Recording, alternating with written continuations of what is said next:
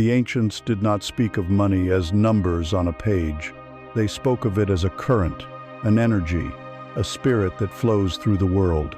They knew that its presence, or its absence, was not a matter of luck or labor alone, but an echo of what lies deepest within a person's soul. So I ask you, in the quiet of this moment, if the currency in your life, every coin, every note, every transaction, could speak, what story would it tell about you? Would it whisper a tale of fear, of a constant gnawing scarcity? Or would it sing a song of trust, of an open-hearted and joyful abundance? Would it speak of a desperate chase or a graceful dance? Would it reflect back to you a deep-seated belief in your own worthiness? Or would it echo the silent, subtle doubts that you carry? We have been taught to see wealth as a destination to be reached, a mountain to be climbed, a battle to be won. We strive, and we struggle, and we exhaust ourselves in the pursuit of something outside of ourselves. But what if this is a profound misunderstanding? What if money is not the prize, but the mirror? A perfect, unflinching mirror that reflects the state of your inner world onto the canvas of your outer reality. It doesn't judge. It doesn't have an opinion. It simply and precisely shows you the vibrational truth of what you believe you are and what you believe you deserve. The world does not give you what you want. It gives you what you are. This journey we are about to embark on together is therefore not a journey outward to get more. It is a journey inward to become more. It is not about learning a new strategy, but about remembering an ancient truth. We are not here to chase the flow of currency, but to become the open channel through which it naturally moves.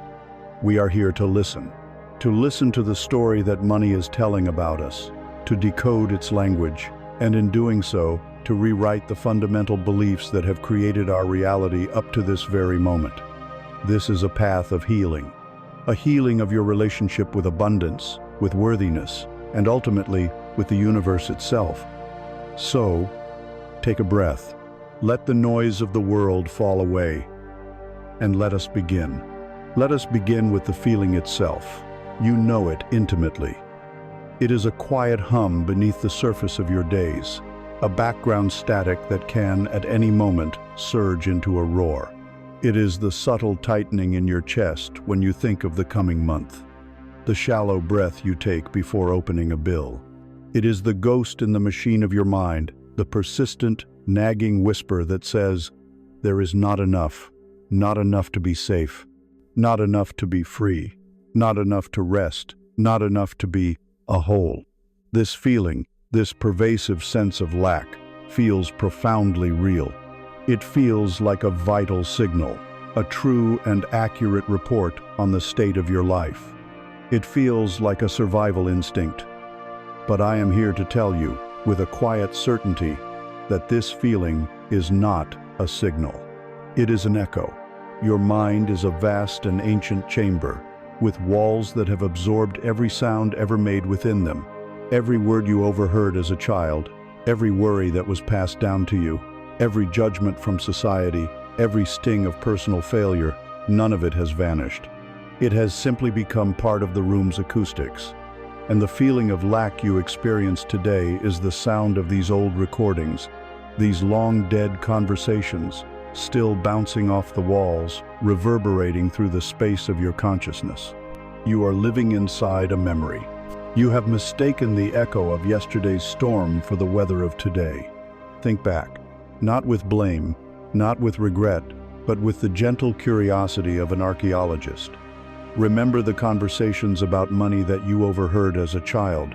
Was money a source of joy and ease, or was it a heavy, dangerous thing, a source of conflict and hushed, anxious arguments behind closed doors? Were you told that money doesn't grow on trees, that you have to work your fingers to the bone? These were not just words. They were energetic imprints. They were seeds of belief planted in the fertile soil of your young mind, and they have been growing in the dark ever since, their roots forming the very foundation of your financial reality. Each of those phrases, each of those absorbed anxieties, is a voice in the chamber, and its echo sounds just like your own thoughts today.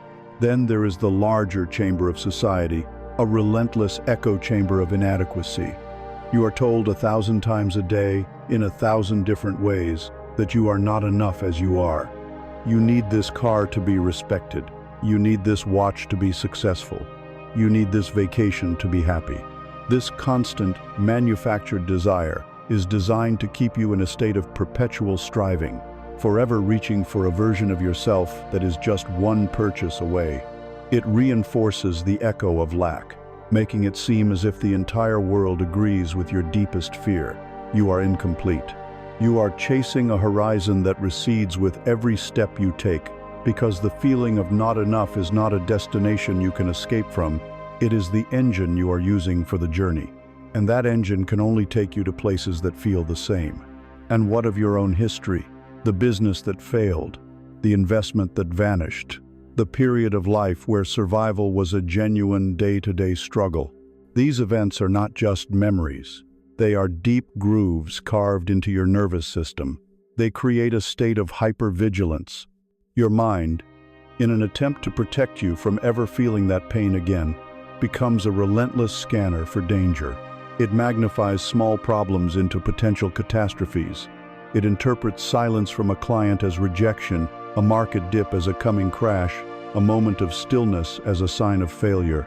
This state of emergency, this constant fight-or-flight response, feels like you are being responsible. It feels like you are being realistic. But what it is, in truth, is the echo of old trauma, screaming at you to be careful, even when you are standing on solid ground. The tragedy of living in this chamber of echoes is that you believe its walls are the limits of the world. You believe the sound of lack is the only music there is. You wake up with it, you carry it through your day, you fall asleep with it at night. It dictates your choices, it colors your perceptions, it strangles your creativity. You cannot dream of expansion when your entire being is contracted in fear. You cannot hear the whispers of intuition when the roar of anxiety is deafening. You cannot possibly welcome abundance into your life when every cell in your body is braced for impact, convinced that poverty is just around the corner. The state of lack is a self-fulfilling prophecy. Your belief that there isn't enough creates a vibration that repels the very resources you seek. The universe is not punishing you. It is simply and faithfully echoing back the song that you are singing. So what is the first step out of this chamber? It is not to fight the echo. You cannot scream at an echo to make it stop. You will only create more noise. You cannot reason with it or argue with it. The first, most powerful, and most liberating step is simply to recognize it for what it is. To become the silent witness in the center of the room. When the familiar feeling of anxiety arises, the tightness in your throat, the knot in your stomach, do not become it. Do not fuse with it. Instead, observe it with a detached compassion. Ah, there it is. The echo of my father's worry. There it is. The echo of that advertisement I saw. There it is. The echo of that time I felt so lost and scared. In this moment of recognition, a space is created. A tiny sliver of light appears between you, the conscious observer, and the conditioned automatic reaction. You are no longer the prisoner of the feeling. You are the consciousness that is aware of the feeling. You are no longer the echo. You are the silence that perceives the echo. This is the beginning of freedom. You stop treating the alarm bell as a fire. You simply notice the alarm is ringing again. You can feel it in your body. You can hear it in your thoughts. But you know, on a deeper level, that it is just a sound from the past. It holds no real information about the present moment, and it has no power over your future unless you give it that power.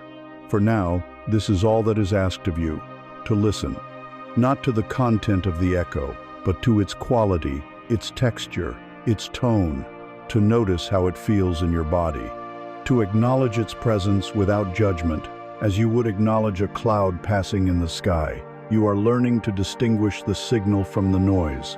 You are beginning to understand that the hum of not enough is not the truth of who you are. It is merely the resonance of old fears, trapped in a room. We have now stood within that room and identified its haunting sound. We have felt its chilling frequency. And so, the next question naturally arises: if this is the echo, where did the original, powerful, life-altering sound first come from? To truly dismantle this prison, we must go to its source. We must understand the origin of our belief. An echo is a memory of a sound. To find peace in the chamber of the mind, we must travel back, not in judgment, but in gentle exploration, to the moment the sound was first made. The feeling of lack is the echo, but the belief that creates it is the source. And here is the most liberating truth you may ever embrace. The beliefs you hold about money are not yours.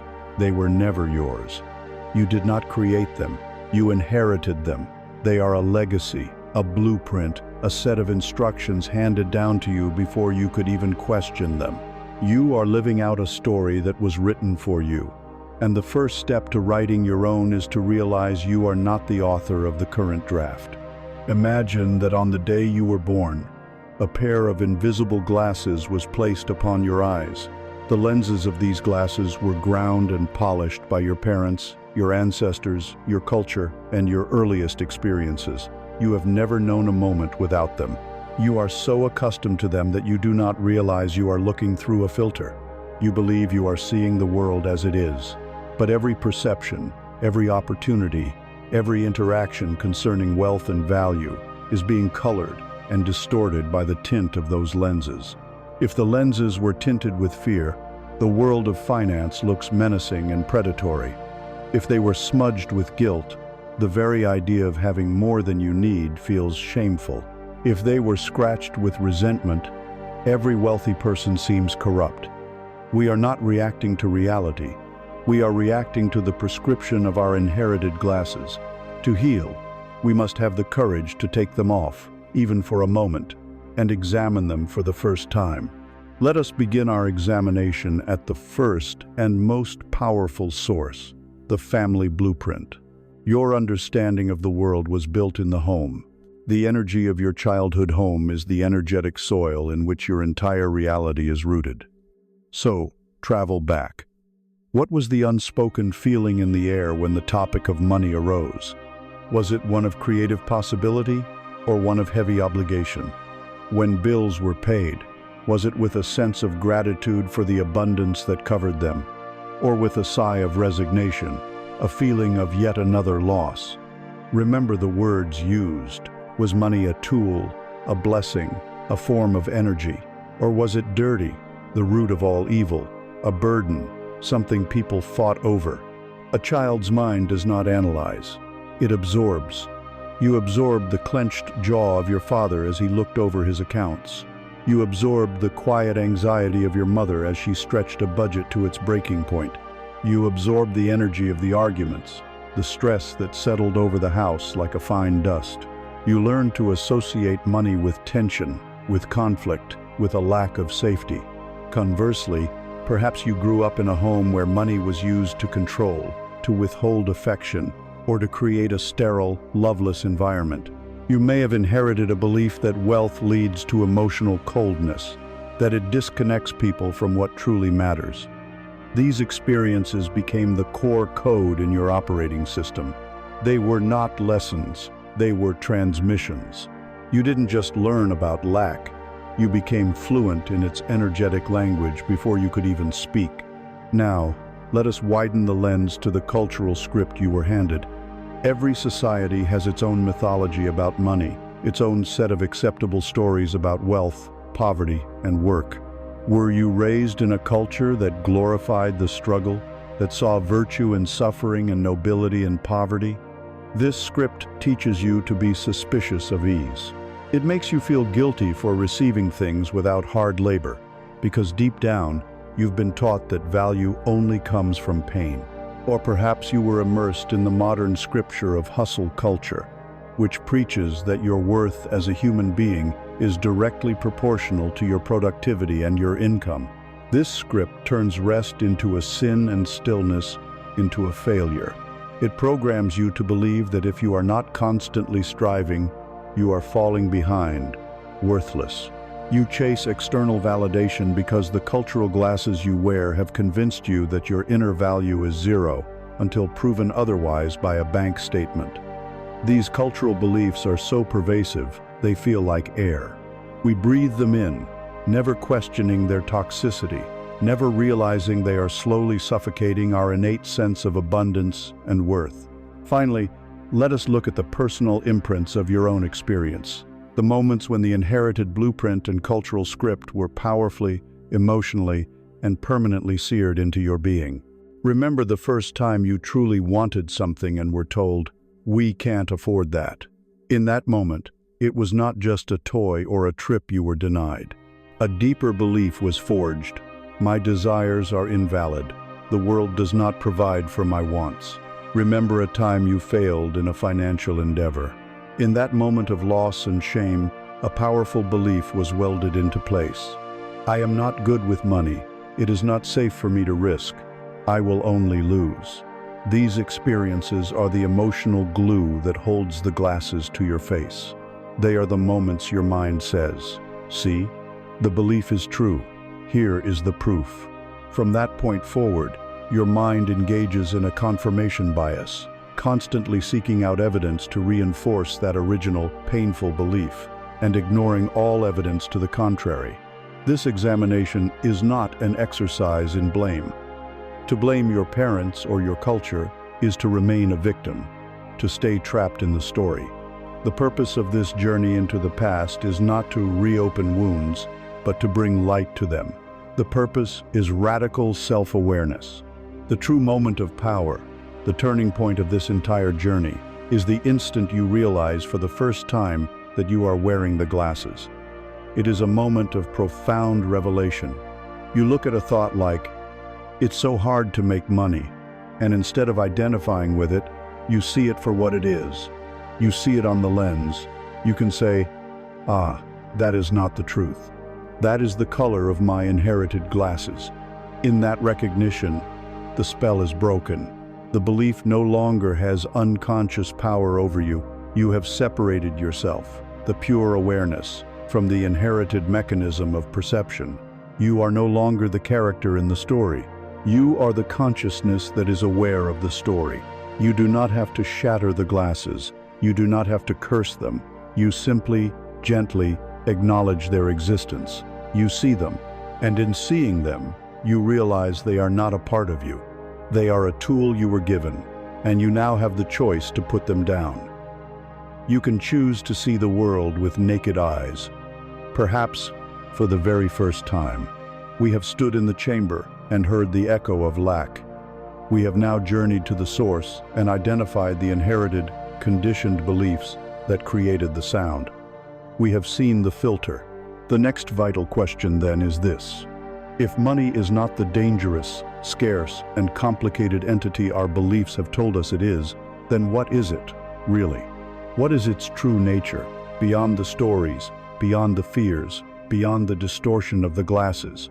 To answer this, we must look at the very word itself and discover the truth that has been hiding in plain sight. We must learn to see currency as a current, an energy. Let us now look at the very nature of money, beyond the stories and the fears. The most profound secrets are often hidden in plain sight, and this is one of them. The word we use is currency. Listen to it. At its heart is the word current. A current of water, a current of electricity. A current is not a thing to be possessed. It is a force to be participated in. It is movement. It is exchange. It is flow. This is the essential nature of wealth. We have been taught to treat money like a pile of rocks, something to be accumulated, counted, and guarded in a fortress of anxiety. We have tried to build a dam and hold the river in one place, hoping it would make us feel secure. But the nature of a current is to move. When you hoard it, when you stop its flow out of fear, it stagnates. It becomes dead energy. True abundance is not found in the stagnant pool, but in the living, moving river. Currency must be current. This current is energy. It is nothing more and nothing less. Like the electricity that powers your home, it is fundamentally neutral. It is not good or evil. It does not possess a conscience or a moral agenda. Energy is simply a force that amplifies the intention of the consciousness that wields it. In the hands of one whose heart is filled with fear, this energy will be used to build higher walls, to create separation, to control and dominate. In the hands of one whose heart is open, this same energy becomes a tool for creation, for connection, for healing, for building bridges. The money itself has no character. It is a blank canvas. It is you, your consciousness, your beliefs, your fears, and your love that paints the picture. The reason you have believed money is the root of evil is because you have seen it used by people operating from a consciousness of fear and separation. You have mistaken the painting for the canvas.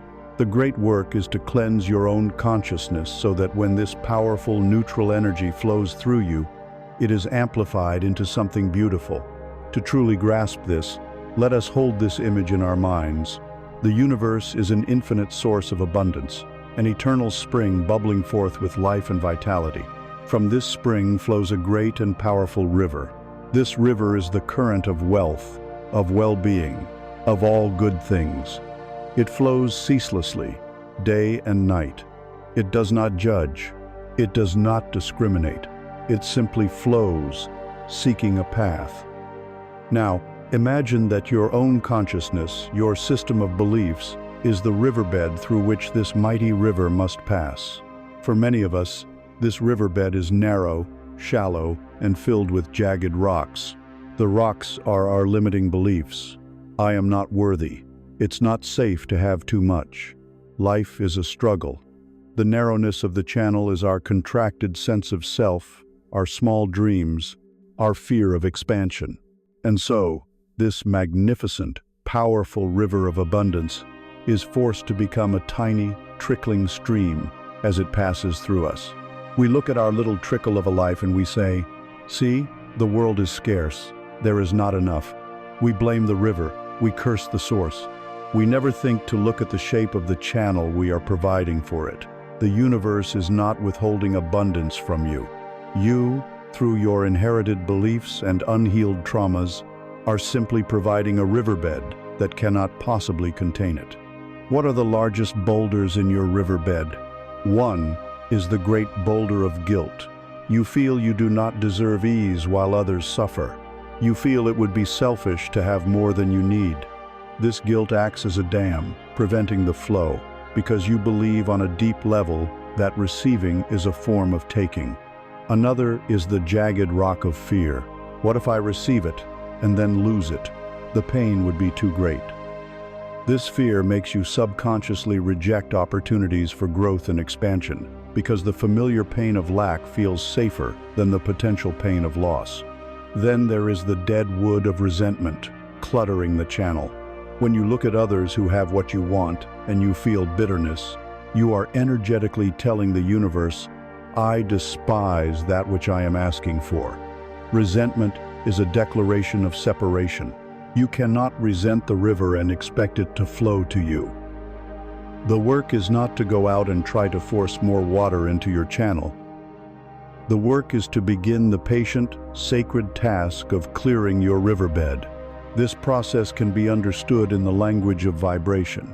Everything is energy, and all energy vibrates at a certain frequency. The emotions of fear, shame, guilt, and resentment are dense, heavy, slow vibrations. They are contracted states of being. They are the energetic signature of a narrow, clogged riverbed. The emotions of love, joy, gratitude, and trust are light, expansive, fast vibrations. They are the energetic signature of a wide, clear, open channel. The universal current of abundance is, by its very nature, a high-frequency energy. It is the vibration of life itself, ever expanding and ever giving. And here is the law of resonance. Like attracts like. High frequencies are drawn to high frequencies. Low frequencies are drawn to low frequencies. Abundance is not a reward for good behavior. It is a resonant response to your vibrational state. It is not being kept from you. It simply cannot flow through a channel that is vibrating at the frequency of lack. It's a matter of physics, not morality. You cannot tune your radio to a station of static and expect to hear a symphony. You must change the dial. You must change your frequency. This is why working harder from a place of desperation rarely leads to lasting wealth. Desperate action is a low-frequency vibration. It is the energy of pushing, forcing, and struggling. It is a declaration of disbelief. It is you, covered in mud, trying to haul boulders out of the riverbed with your bare hands, all while screaming that you are thirsty. The true work is to step out of the river, to sit on the bank in stillness, and to begin to change your own energetic signature. By cultivating gratitude, by forgiving the past, by learning to feel worthy, you are not just clearing the rocks, you are changing the very frequency of your being. You are tuning yourself to the frequency of the river itself.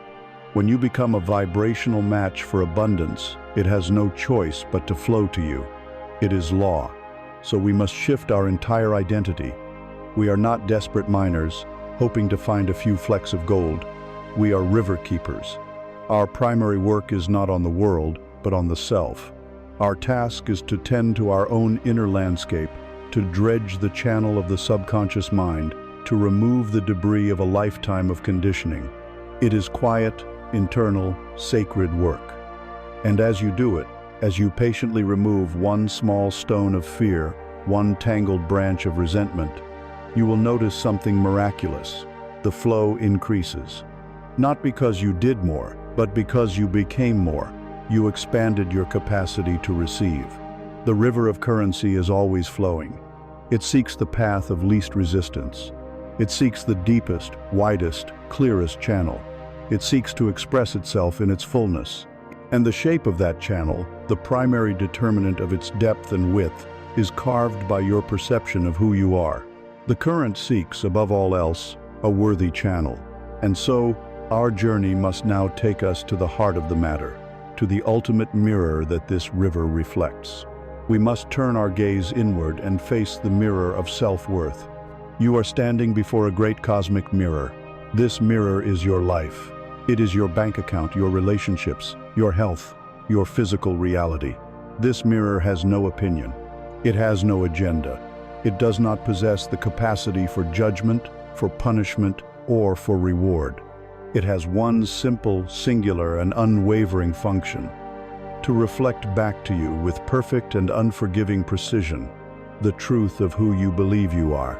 For years, for a lifetime, you have stood before this mirror, and you have not liked the reflection. You have seen a face of struggle, a posture of lack, the eyes of a person who is weary and afraid. And in seeing this, you have engaged in the most exhausting and futile of all human endeavors. You have tried to change the reflection. You have pleaded with it. You have begged the reflection to smile while your own face was a mask of sorrow. You have yelled at it, demanding it show you an image of wealth, while your own heart was screaming in poverty consciousness. You have tried to reason with it, to bargain with it, to present it with evidence of your hard work, your good intentions, your sacrifices, hoping it might finally relent and show you the image you desire. But the mirror does not listen to your words. It does not respond to your efforts. It responds only to the energy, the vibration, the deep, silent, cellular conviction of the being standing before it. You cannot fool a mirror. You cannot negotiate with a mirror. The entire universe is this mirror, and it is waiting. It is waiting for you to change your own expression. The most pervasive and damaging lie we have been taught is that worthiness is something to be earned. It is a prize given for good behavior, a gold star awarded for achievement, a certificate granted upon graduation from the school of hard knocks. We have been conditioned to believe we are born with a deficit, a kind of original sin of unworthiness, and that our entire life must be a crusade to prove to God, to the universe, to society, that we deserve to be here, that we deserve to be happy, that we deserve to be abundant. So we chase, we perform, we contort ourselves into shapes we think will be pleasing to the mirror. We become the good student, the diligent employee, the selfless parent, the tireless entrepreneur, all in a desperate attempt to see a reflection that says, "You are now worthy." But it never comes, because worthiness is not the destination, it is the point of origin. Does the sun have to earn its right to shine? Does the ocean have to prove its worthiness to hold the tides?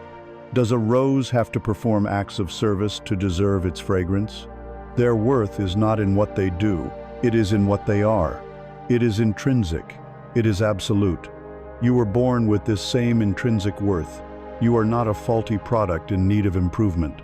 You are a direct expression of the life force of the universe, and as such, you are inherently, infinitely, and unconditionally worthy of all the good that the universe has to offer.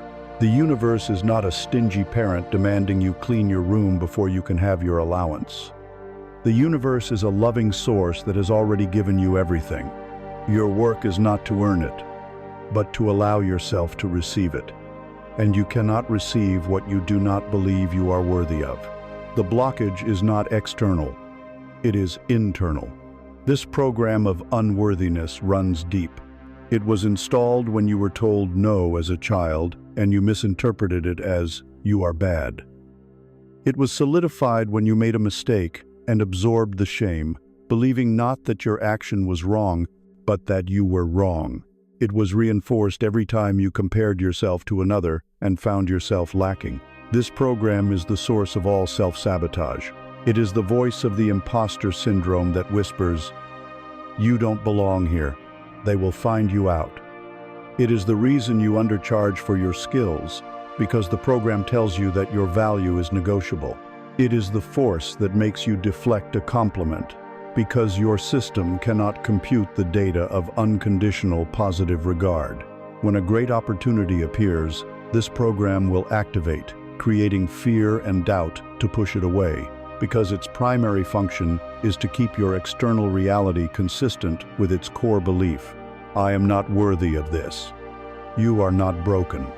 You are simply running software that is based on a false and outdated premise. The only way out is through a great reversal, a radical shift in your energetic posture. You must stop seeking worthiness and start from it. You must cease all efforts to prove your value to the mirror, and instead, turn inward and cultivate the feeling of value within yourself, for no reason at all. This requires an act of faith. It requires you to be willing to feel worthy before you have the external evidence. You must generate the cause, rather than waiting for the effect. Let us try this now. For a moment, suspend all disbelief. Give yourself permission to play a game. What would it feel like, right now, in your body, if you knew not just hoped or thought, but knew with the certainty of gravity that you were completely and utterly worthy, worthy of love, worthy of peace, worthy of joy, worthy of a life of ease and grace, worthy of all the money you could ever need or desire? What would that knowing feel like? Would your shoulders relax? Would your breath deepen? Would a quiet smile play on your lips? Take a moment and feel that state. Inhabit it. This feeling, this internal shift of frequency, is the most powerful creative act in the universe. It is you, changing your expression before the mirror. You are no longer asking the reflection to change. You are giving it a new image to reflect. When you begin to practice this, to live from this assumption of worthiness, the world has no choice but to rearrange itself around your new belief. It is the law of resonance. The mirror must reflect the face you present. When you walk with the quiet confidence of one who knows their value, the world stops asking you to prove it. When you price your services from a place of unshakable self-worth, the haggling ceases. When you occupy the energetic state of worthiness, you become a magnet for experiences, people, and opportunities that are a vibrational match to that state. The external world doesn't give you worth. It confirms the worth you have already claimed. The flow of currency into your life is a direct reflection of the flow of self-worth within your own heart. When you dam the flow of self-love, you dam the flow of all good things. When you allow yourself to feel and be your own intrinsic value, you become the open channel we spoke of earlier. The river of abundance finds its worthy home in you. This is the key that unlocks the door to the prison of striving. This is the understanding that sets you free. You are not a beggar hoping for scraps from the universe's table. You are the child of the king, and the entire kingdom is your inheritance. You need only claim it. And you claim it not by doing, but by being, by remembering who you are, by standing tall before the mirror of your life, looking it directly in the eye and smiling first. When you know your worth, the desperate need to prove it dissolves. The frantic energy of the chase subsides. You are finally free to put down your heavy burden, to take a deep breath, and to step off the endless, exhausting racetrack. You have now stood before the mirror and reclaimed your worth. You have realized you have nothing to prove. And with this realization, you are granted the ultimate permission, the permission to stop running. Look around you. Listen. Can you hear it? The sound of 1 billion feet pounding on the pavement of a racetrack that has no finish line. The collective gasp for breath from a humanity convinced that peace is just around the next corner, after the next promotion, beyond the next acquisition. This is the great hypnotic trance of the modern world, the endless race to get there. But you are beginning to awaken, and from this place of awakening, you can see the race for what it is. A frantic, desperate marathon fueled by the fear of not being enough, and a destination that is always an illusion. Escaping this race is the first true act of financial and spiritual freedom. We live in a culture that worships the hustle. It glorifies the sleepless night, the relentless grind, the sacrifice of self on the altar of ambition. We are taught to equate frantic activity with progress and busyness with importance. But we must look at this from the perspective of energy. What is the vibrational signature of the hustle?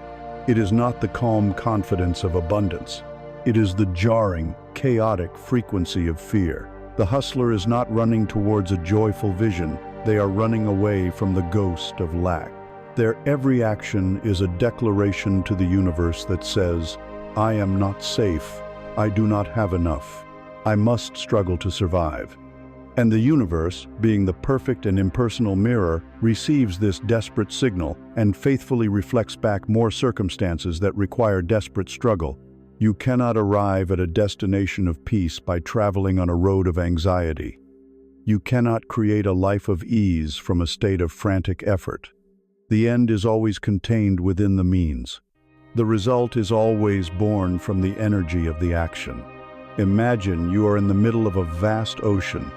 You have forgotten that you know how to float. A wave of panic washes over you, and you become convinced you are drowning. What do? You begin to thrash. You kick your legs wildly. You slap at the water with your arms, your every muscle tensed and fighting against the very element that surrounds you. Your breathing is ragged, your heart is pounding. You are consuming all of your life force in a desperate battle for survival. But the more you thrash, the more you fight, the faster you sink. Your struggle is the very thing that is pulling you under. This thrashing, this panicked, inefficient, fear-driven struggle is the energetic equivalent of the hustle. It is the late-night worrying, the desperate cold calls, the constant checking of your accounts with a knot in your stomach. It is action born from the belief that you are sinking. Now, imagine, in that moment of absolute exhaustion, you simply give up, you let go, you release all resistance, lean your head back, and surrender to the water. And in that moment of surrender, the miracle happens. You float. The water, which you believed was your enemy, was actually designed to support you all along. Your frantic struggle was the only thing preventing you from experiencing its natural buoyancy. This is the great spiritual paradox of abundance. The moment you cease your desperate struggle for it is the moment you allow it to support you. Letting go is not an act of passivity. It is an act of supreme trust. It is a declaration to the universe that says, I believe I am supported. I trust in the buoyant nature of life itself. This does not mean you cease all action. The person who is floating can still swim, but compare the movements of a swimmer to the movements of a drowning person. The swimmer's actions are graceful, efficient, and intentional. They are in harmony with the water, not at war with it. Their movements come from a place of calm confidence, not panicked fear. This is the difference between inspired action and frantic activity. Frantic activity comes from the head. It is the ego trying to control reality. It feels heavy, draining like a chore. It is a push. Inspired action comes from a deeper place, a place of inner stillness and alignment. It feels light, joyful, and energizing, even when it is challenging. It is a pull from your soul. It is the artist who loses track of time in their studio, the entrepreneur who feels a jolt of genuine excitement about a new idea, the healer who serves from a heart overflowing with compassion. The external world may see two people making phone calls, but the universe feels two completely different frequencies and responds accordingly. One is the desperate thrashing that says, "I need this to save me." The other is the joyful swimming that says, "I am sharing my gift with the world." To escape the endless race, you must cultivate the courage to be still. In a world that screams for your constant attention and action, choosing stillness is a revolutionary act. It is the ultimate statement of faith. The ego will protest. It will tell you, if you stop, you will be left behind. If you are not busy, you are not worthy. If you rest, everything will collapse. You must learn to see this voice for what it is, the frantic guard of your old prison cell, terrified that you might discover the door was never locked. Stillness is not emptiness. It is a state of profound receptivity. It is in the quiet that you finally create the space for brilliant ideas to land. It is in the silence that you can hear the subtle whispers of intuition guiding you towards your next right move. It is when you stop thrashing that you can finally feel the gentle current of the river, showing you the way home. The race is a distraction. It keeps you focused on the track, on the other runners, on the illusion of the finish line, so that you never look inward. The real prize is not at the end of the race. It is in the freedom of leaving it entirely. It is the peace you discover when you are no longer running from yourself. It is the profound relief of unclenching your fists and realizing you were never holding on to anything but your own tension. Your work, then, is not to run faster, but to practice the art of floating, to lean back into the present moment, to allow the supportive nature of life to hold you, to trade your frantic hustle for a sacred stillness. You have now stepped off the track. You have walked to the edge of the water and learned the paradox of floating. You understand that your salvation lies not in the struggle but in the surrender. But this understanding, while profound, will be tested.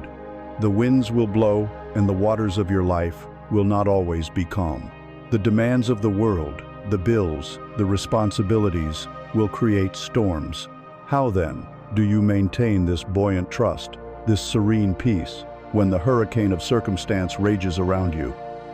How do you remain the calm floater when the waves are high?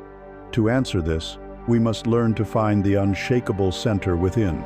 We must learn to cultivate the stillness in the financial storm. It is one thing to speak of floating on a calm sea, to trust the supportive nature of life when the sun is warm upon your face. It is another thing entirely to hold that trust when the sky darkens, the winds begin to howl, and the waves of circumstance rise up like mountains before you, and they will rise. The financial storm is not a hypothetical scenario. For many, it is a lived reality. It is the unexpected bill that arrives like a lightning strike. It is the client who disappears, leaving a void of income and a vacuum of security. It is the market that turns, the economy that shifts, the phone that rings with the voice of a creditor on the other end. These are not illusions. They are the real and tangible pressures of the world. In these moments, all the spiritual concepts of floating and trusting can feel like a distant, hollow mockery. The primal, animal brain takes over, screaming one single deafening command: survive. When this storm hits, your inner world becomes a reflection of the outer chaos. Your mind, which you believe is your greatest ally, becomes a rogue agent of terror. It begins to spin, faster and faster, a hurricane of what-ifs and worst-case scenarios. What if I can't pay? What if I lose the house? What if I fail my family? What if I end up with nothing? These thoughts are not gentle inquiries. They are shards of glass, tearing through your peace, each one drawing the blood of your life force. Your body responds in kind, flooding with the hormones of stress. Your heart pounds, a frantic drumbeat of anxiety. Your stomach twists into a knot of dread. Your breathing becomes a series of shallow, desperate gasps. You are in a state of internal siege, and from this place of panicked, constricted, and fragmented consciousness, you believe you are supposed to find a solution. You believe that if you just think harder, worry more intensely, and analyze every possible negative outcome, you can somehow navigate your way out of the storm. But here we arrive at one of the most fundamental laws of consciousness, a truth so profound it can change everything if you truly grasp it. You cannot solve a problem with the same mind that created it. The frantic, worrying mind is not the tool for your salvation. It is the very engine of the storm itself. It is the wind that whips the calm waters of your soul into a raging tempest. Trying to think your way out of a financial panic is like trying to put out a fire with gasoline. Every worried thought you add to the pile is another gallon of fuel. You are caught on a hamster wheel of anxiety, running faster and faster, convinced that your motion is progress, but you are only digging yourself deeper into the same exhausted, terrified state. The ego, the part of you that believes it is in control, insists that this frantic mental activity is necessary. It believes that by worrying, it is being responsible. By catastrophizing, it is preparing for the worst. But this is a grand illusion. Worry is not preparation. It is a prayer for what you do not want. It is the act of using your powerful, creative imagination to vividly rehearse a future of failure.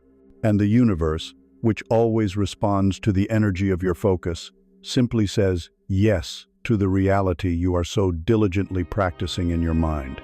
True power is not found in trying to control the storm.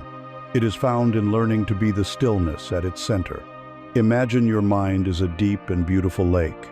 The surface of the lake represents your conscious thoughts.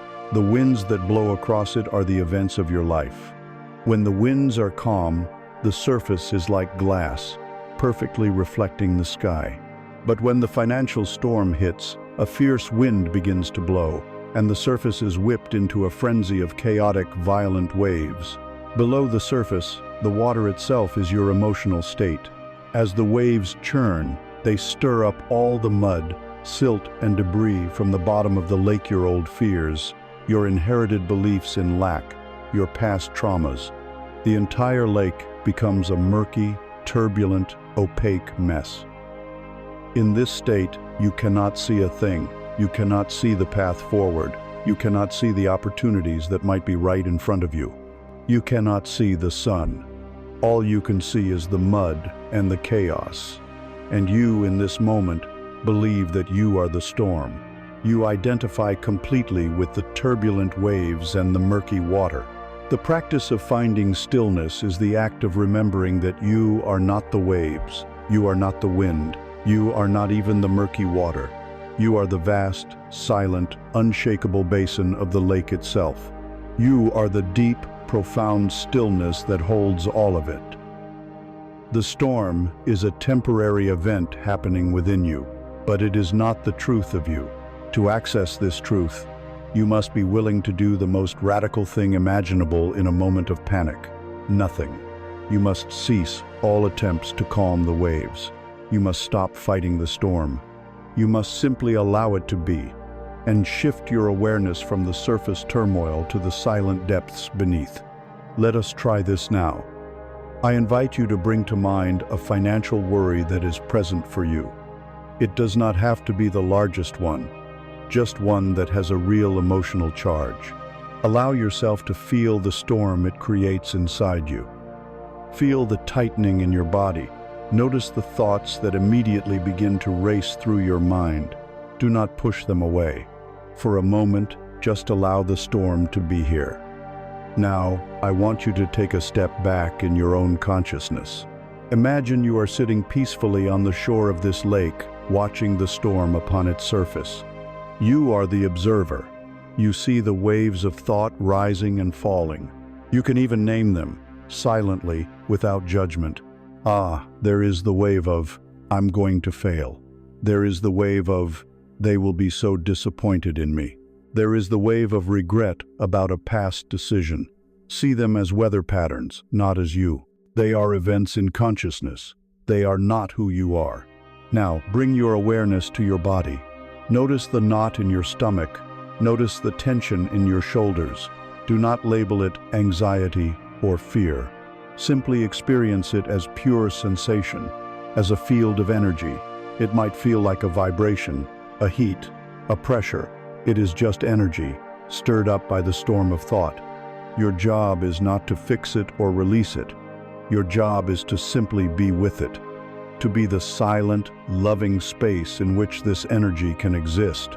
When you do this, when you observe your thoughts and feelings without judgment, without resistance, you stop feeding the storm. You stop fighting the waves. You are no longer thrashing in the water. You are becoming the stillness that allows the water to find its own calm. This is the sacred practice. And as you commit to it, something miraculous begins to happen. When you stop churning the waters, the sediment, the mud of your old conditioning, naturally and gently begins to settle. The process cannot be forced. It happens only in a state of allowing. Slowly, moment by moment, the water begins to clear. The murkiness dissolves. And as clarity returns, you begin to see things you could not see before. You can see the bottom of the lake. You can see the truth of your situation without the dramatic filter of fear. You might suddenly see a solution that was invisible to you a moment ago. A new idea might bubble up from the depths, an intuitive nudge to call a certain person or explore a different path. This is wisdom. It does not come from the frantic, analytical mind on the surface. It arises from the deep, intelligent stillness of your true nature. It was there all along, but it was obscured by the mud of your panic. Stillness is not an absence of thought. It is the presence of a deeper intelligence. This stillness is not just a pleasant feeling, it is a superpower in the real world. It transforms you from a reactive victim of circumstance into a conscious creator of your reality. When you are faced with a demand for payment, instead of reacting with a jolt of panic, you can train yourself to pause, to take a breath, to connect with the still lake within you. From that place of calm clarity, your response will be entirely different. You will not make promises out of fear or lash out in anger. You will communicate from a place of centered dignity. You will see options where before you only saw dead ends. You will radiate an energy of quiet competence, and the world will respond to that energy. People are more willing to help, to negotiate with, and to trust someone who is grounded in peace, not someone who is drowning in panic. Furthermore, this state of inner stillness is the most powerful signal you can broadcast to the universe.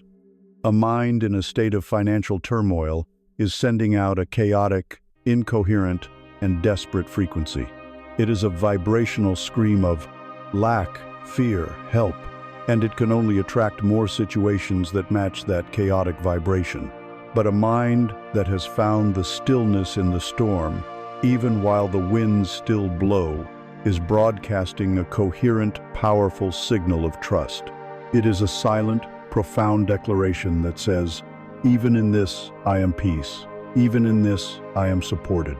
Even in this, I am whole. This frequency of trust is a magnetic force. It aligns you with the universal intelligence. It makes you a vibrational match for grace, for synchronicities, for unexpected solutions and unforeseen support. You become the eye of the storm, and the storm itself begins to lose its power over you because it cannot touch your center. This is your work, not to prevent the storms of life, for they will surely come.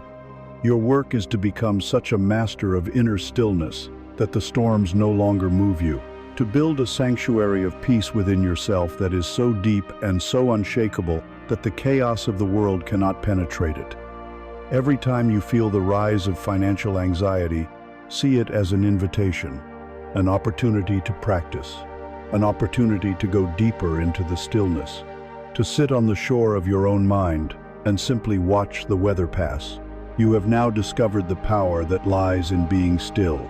You have learned to calm the waters of the mind, and in doing so, you have created a new inner environment. You have prepared the soil. It is now cleared, it is fertile, and it is ready. The next step on our journey is to decide what we will consciously and intentionally plant in this rich new ground. It is time to plant the seed of enough. The storm has passed. The waters of the lake have settled into a profound and glassy stillness. The mud of old anxieties has returned to the depths, and the clarity of the present moment is restored. You now stand on the shore of your own consciousness, not as a victim of its weather, but as its gentle custodian. Before you lies a field of pristine, fertile ground, cleansed by the rain of awareness and tilled by the practice of stillness. This is the sacred space you have cultivated within yourself. For a lifetime, this field has been overrun by the weeds of lack, growing wild and untended, choking out all light. But now, the ground is prepared. It is time for a new planting, and we will not begin by planting a seed for more, or wealth, or $1 million. We will begin with something infinitely more powerful, the very foundation upon which all true abundance is built. We will plant the seed of enough. The state of not enough is the default setting of the conditioned mind. It is a weed that requires no effort to grow. It thrives in the darkness of comparison and waters itself with the dew of anxiety. It is the restless voice that whispers, "I will be happy when I get the raise. I will be secure when I own the house. I will be at peace when my debts are paid." It places your well-being in a perpetually receding future, ensuring that your present moment is always a place of insufficiency. This weed is the root cause of all striving, all hustle, all the desperate, thrashing energy we have spoken of. Today, we turn our backs on that weed. We will not fight it, for fighting a weed only spreads its seeds. We will simply withdraw our attention from it, and instead, we will turn to the small, humble, and miraculous seed of enough. Imagine now that you are a gardener. Your consciousness is your garden. Your attention is the sunlight and the water, the most vital nutrients you possess. Where you direct your attention, life will flourish. For too long, you have been a gardener who focuses only on the weeds. You walk through your garden every day, pointing out every patch of thistle, every strand of crabgrass. You water the weeds of what is missing with your worry. You give them the sunlight of your focus. And then you wonder why your life feels so barren, so overgrown with lack. The practice of planting the seed of enough is the conscious, deliberate act of becoming a new kind of gardener. It is the practice of withdrawing the life-giving force of your attention from the weeds of complaint and intentionally pouring it upon the smallest, most tender shoots of gratitude that are already present in your garden. This is not a superficial exercise. This is a deep rewiring of your nervous system and your energetic signature. It begins with the things we take most for granted. Let us begin with the breath. Right now, feel the air moving into your body and feel it moving out. This is abundance. Your lungs are drinking from an ocean of air that is limitless and freely given. This breath, this simple rhythmic exchange, is the current of life itself flowing through you. In this moment, you have enough air. Feel that. Now bring your awareness to your body. The heart that beats without your command, the symphony of 1 trillion cells all working in harmony to grant you this experience of life. Even if there is pain or illness, there is still a far greater force of life at work within you. This body is a miracle of cosmic intelligence. In this moment, you have enough life. Feel the profound sufficiency in that. Now let us approach the areas that feel most defined by lack. You may be looking at a pile of bills that feels insurmountable. The weed of panic will scream, "There is not enough money." As the gardener, you acknowledge the weed. You see it, but you do not water it. Instead, you look for the tender shoot of enough that exists right alongside it. Do you have a roof over your head tonight? Is there a bed or a chair for you to rest in? For this one moment, you have enough shelter. Feel the gratitude for that shelter. Let the feeling of being protected right now fill your awareness. You may be worried about where your next meal will come from, but do you have food in your belly from your last one, or is there a single item of food in your kitchen? For this one moment, you have enough nourishment. Feel the gratitude for that single apple, that slice of bread. Acknowledge the immense chain of life, of sun, of earth, and of human effort that brought that one piece of sustenance to you. The conditioned mind will call this foolish. It will say, "This is denial. I need to focus on the problem." But that is the old program talking, the program that believes that focusing on lack will somehow create abundance. We are now operating from a higher law. The law that states, what you appreciate, appreciates. What you give your thankful attention to, expands. When you pour the sunlight of your gratitude onto the feeling of having enough shelter, you are sending a powerful, coherent signal to the universe. You are vibrating at the frequency of security, not the frequency of homelessness. When you focus on the gratitude for the food you do have, you are vibrating at the frequency of nourishment, not the frequency of starvation. You are shifting your entire being from the problem to the provision that already exists. This is the great secret. The feeling of enough is not a compromise. It is not about settling for less. It is the energetic seed of more than enough. Abundance is a high-frequency energy. It is drawn to its likeness. It is drawn to the resonant frequencies of joy, peace, and gratitude.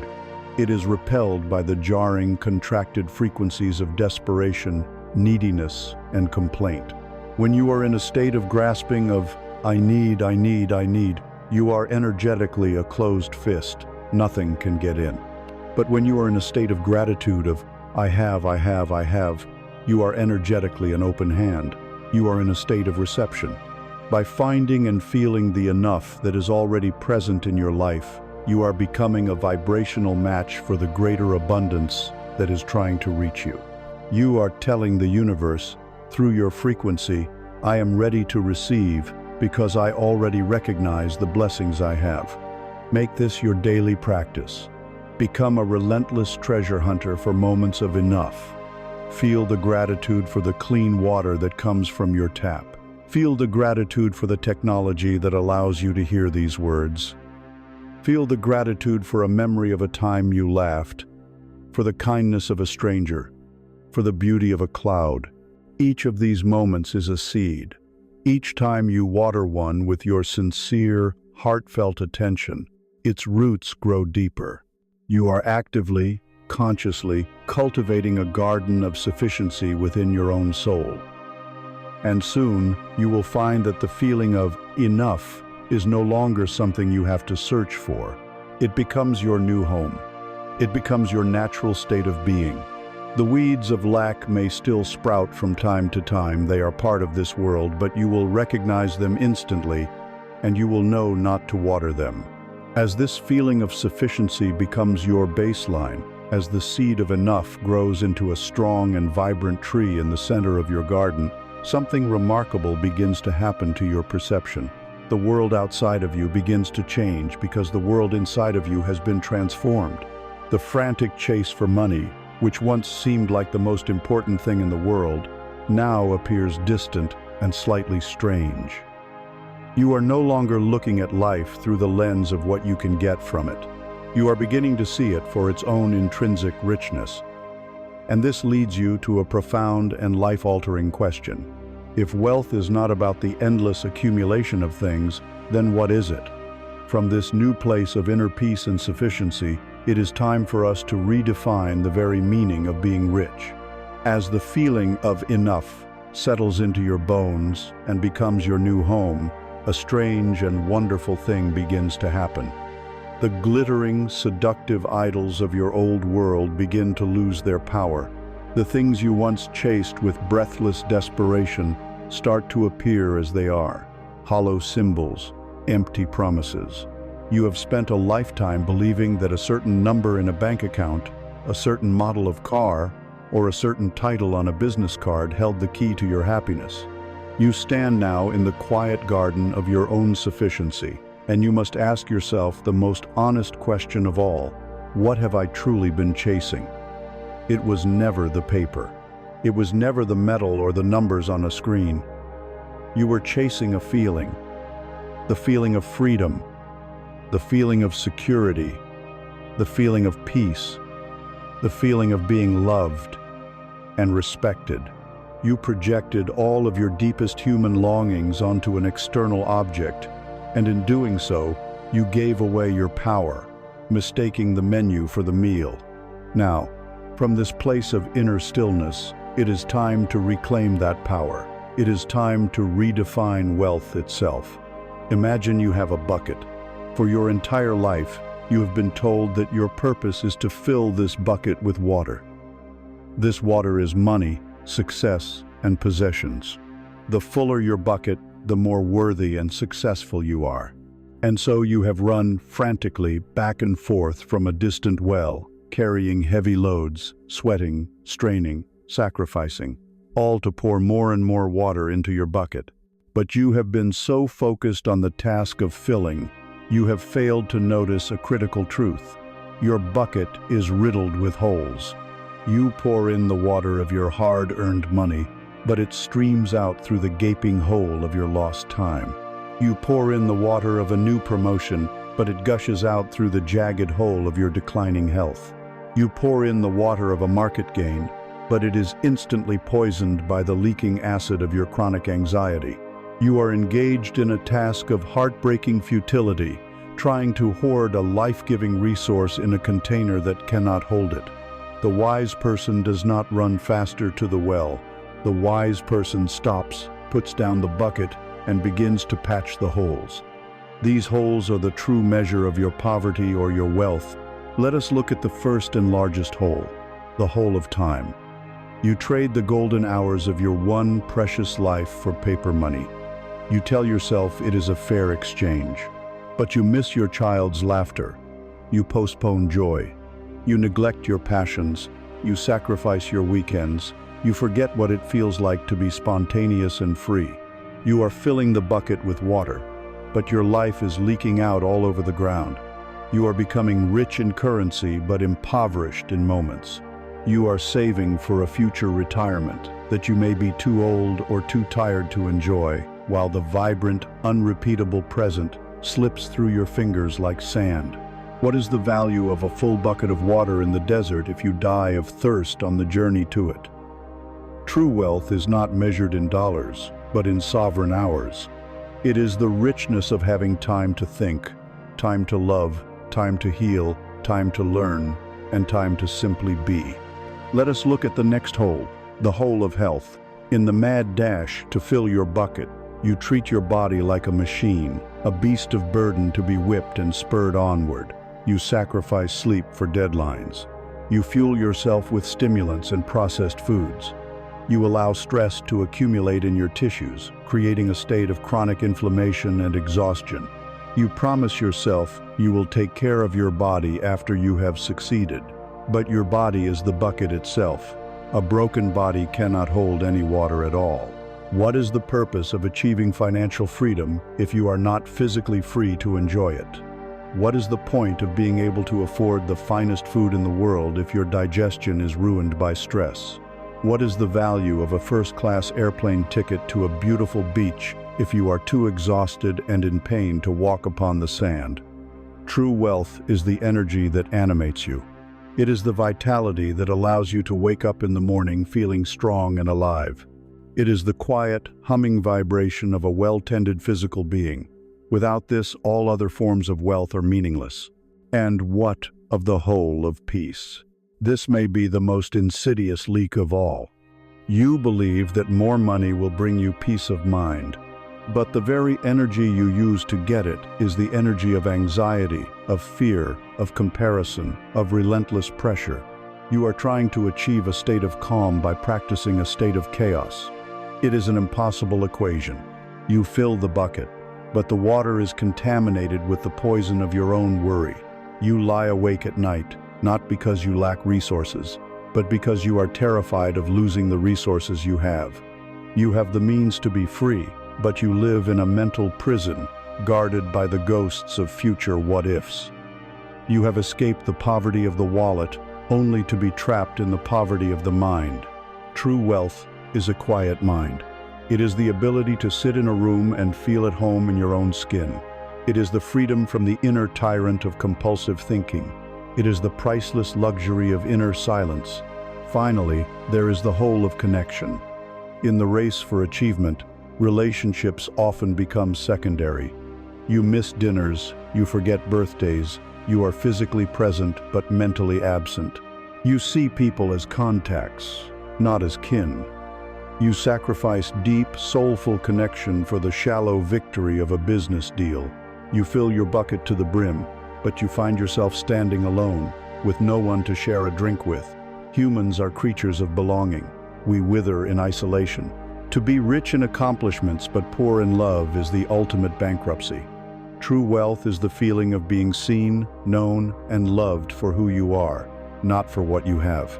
It is the richness of a shared laugh, the security of a trusted friend, the warmth of a loving family. It is the web of connection that holds you and reminds you that you are part of something larger than your own small self.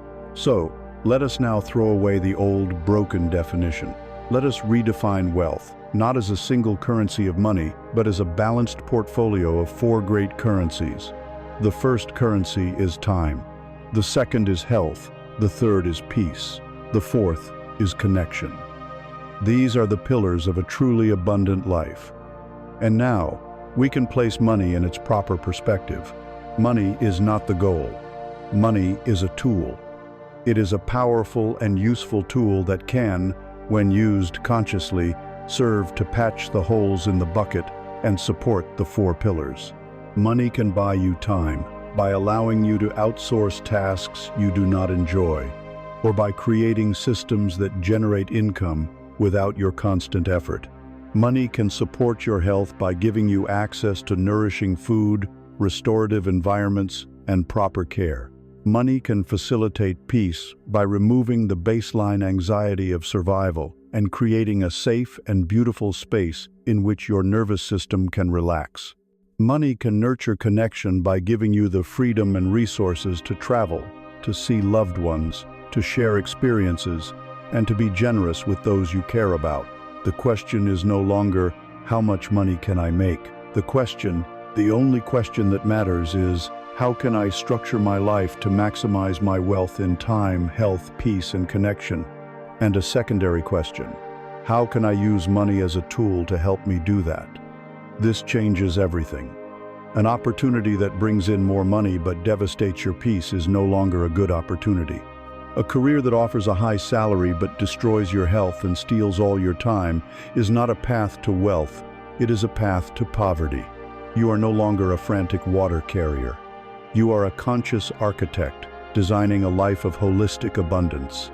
You are building a life that is not just rich on paper, but rich in experience, rich in vitality, rich in love, and rich in being.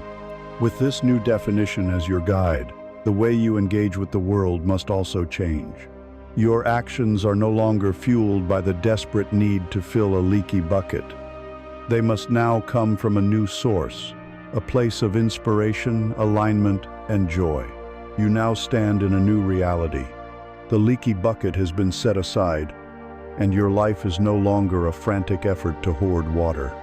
Your new purpose is to be the architect of a life rich in the true currencies of time, health, peace, and connection. This is a beautiful and profound revelation, but it also leads to a very practical and pressing question. If the hustle is over, if the endless race has been abandoned, what then do I do? Do I simply sit in a quiet room and wait for abundance to fall from the sky? This is a fear born of the old paradigm, which taught you that your value and your survival were dependent on your constant, strenuous effort. Today, we will replace that paradigm. We will learn that the most powerful, effective, and world-changing actions are not born from the push of fear, but from the pull of inspiration.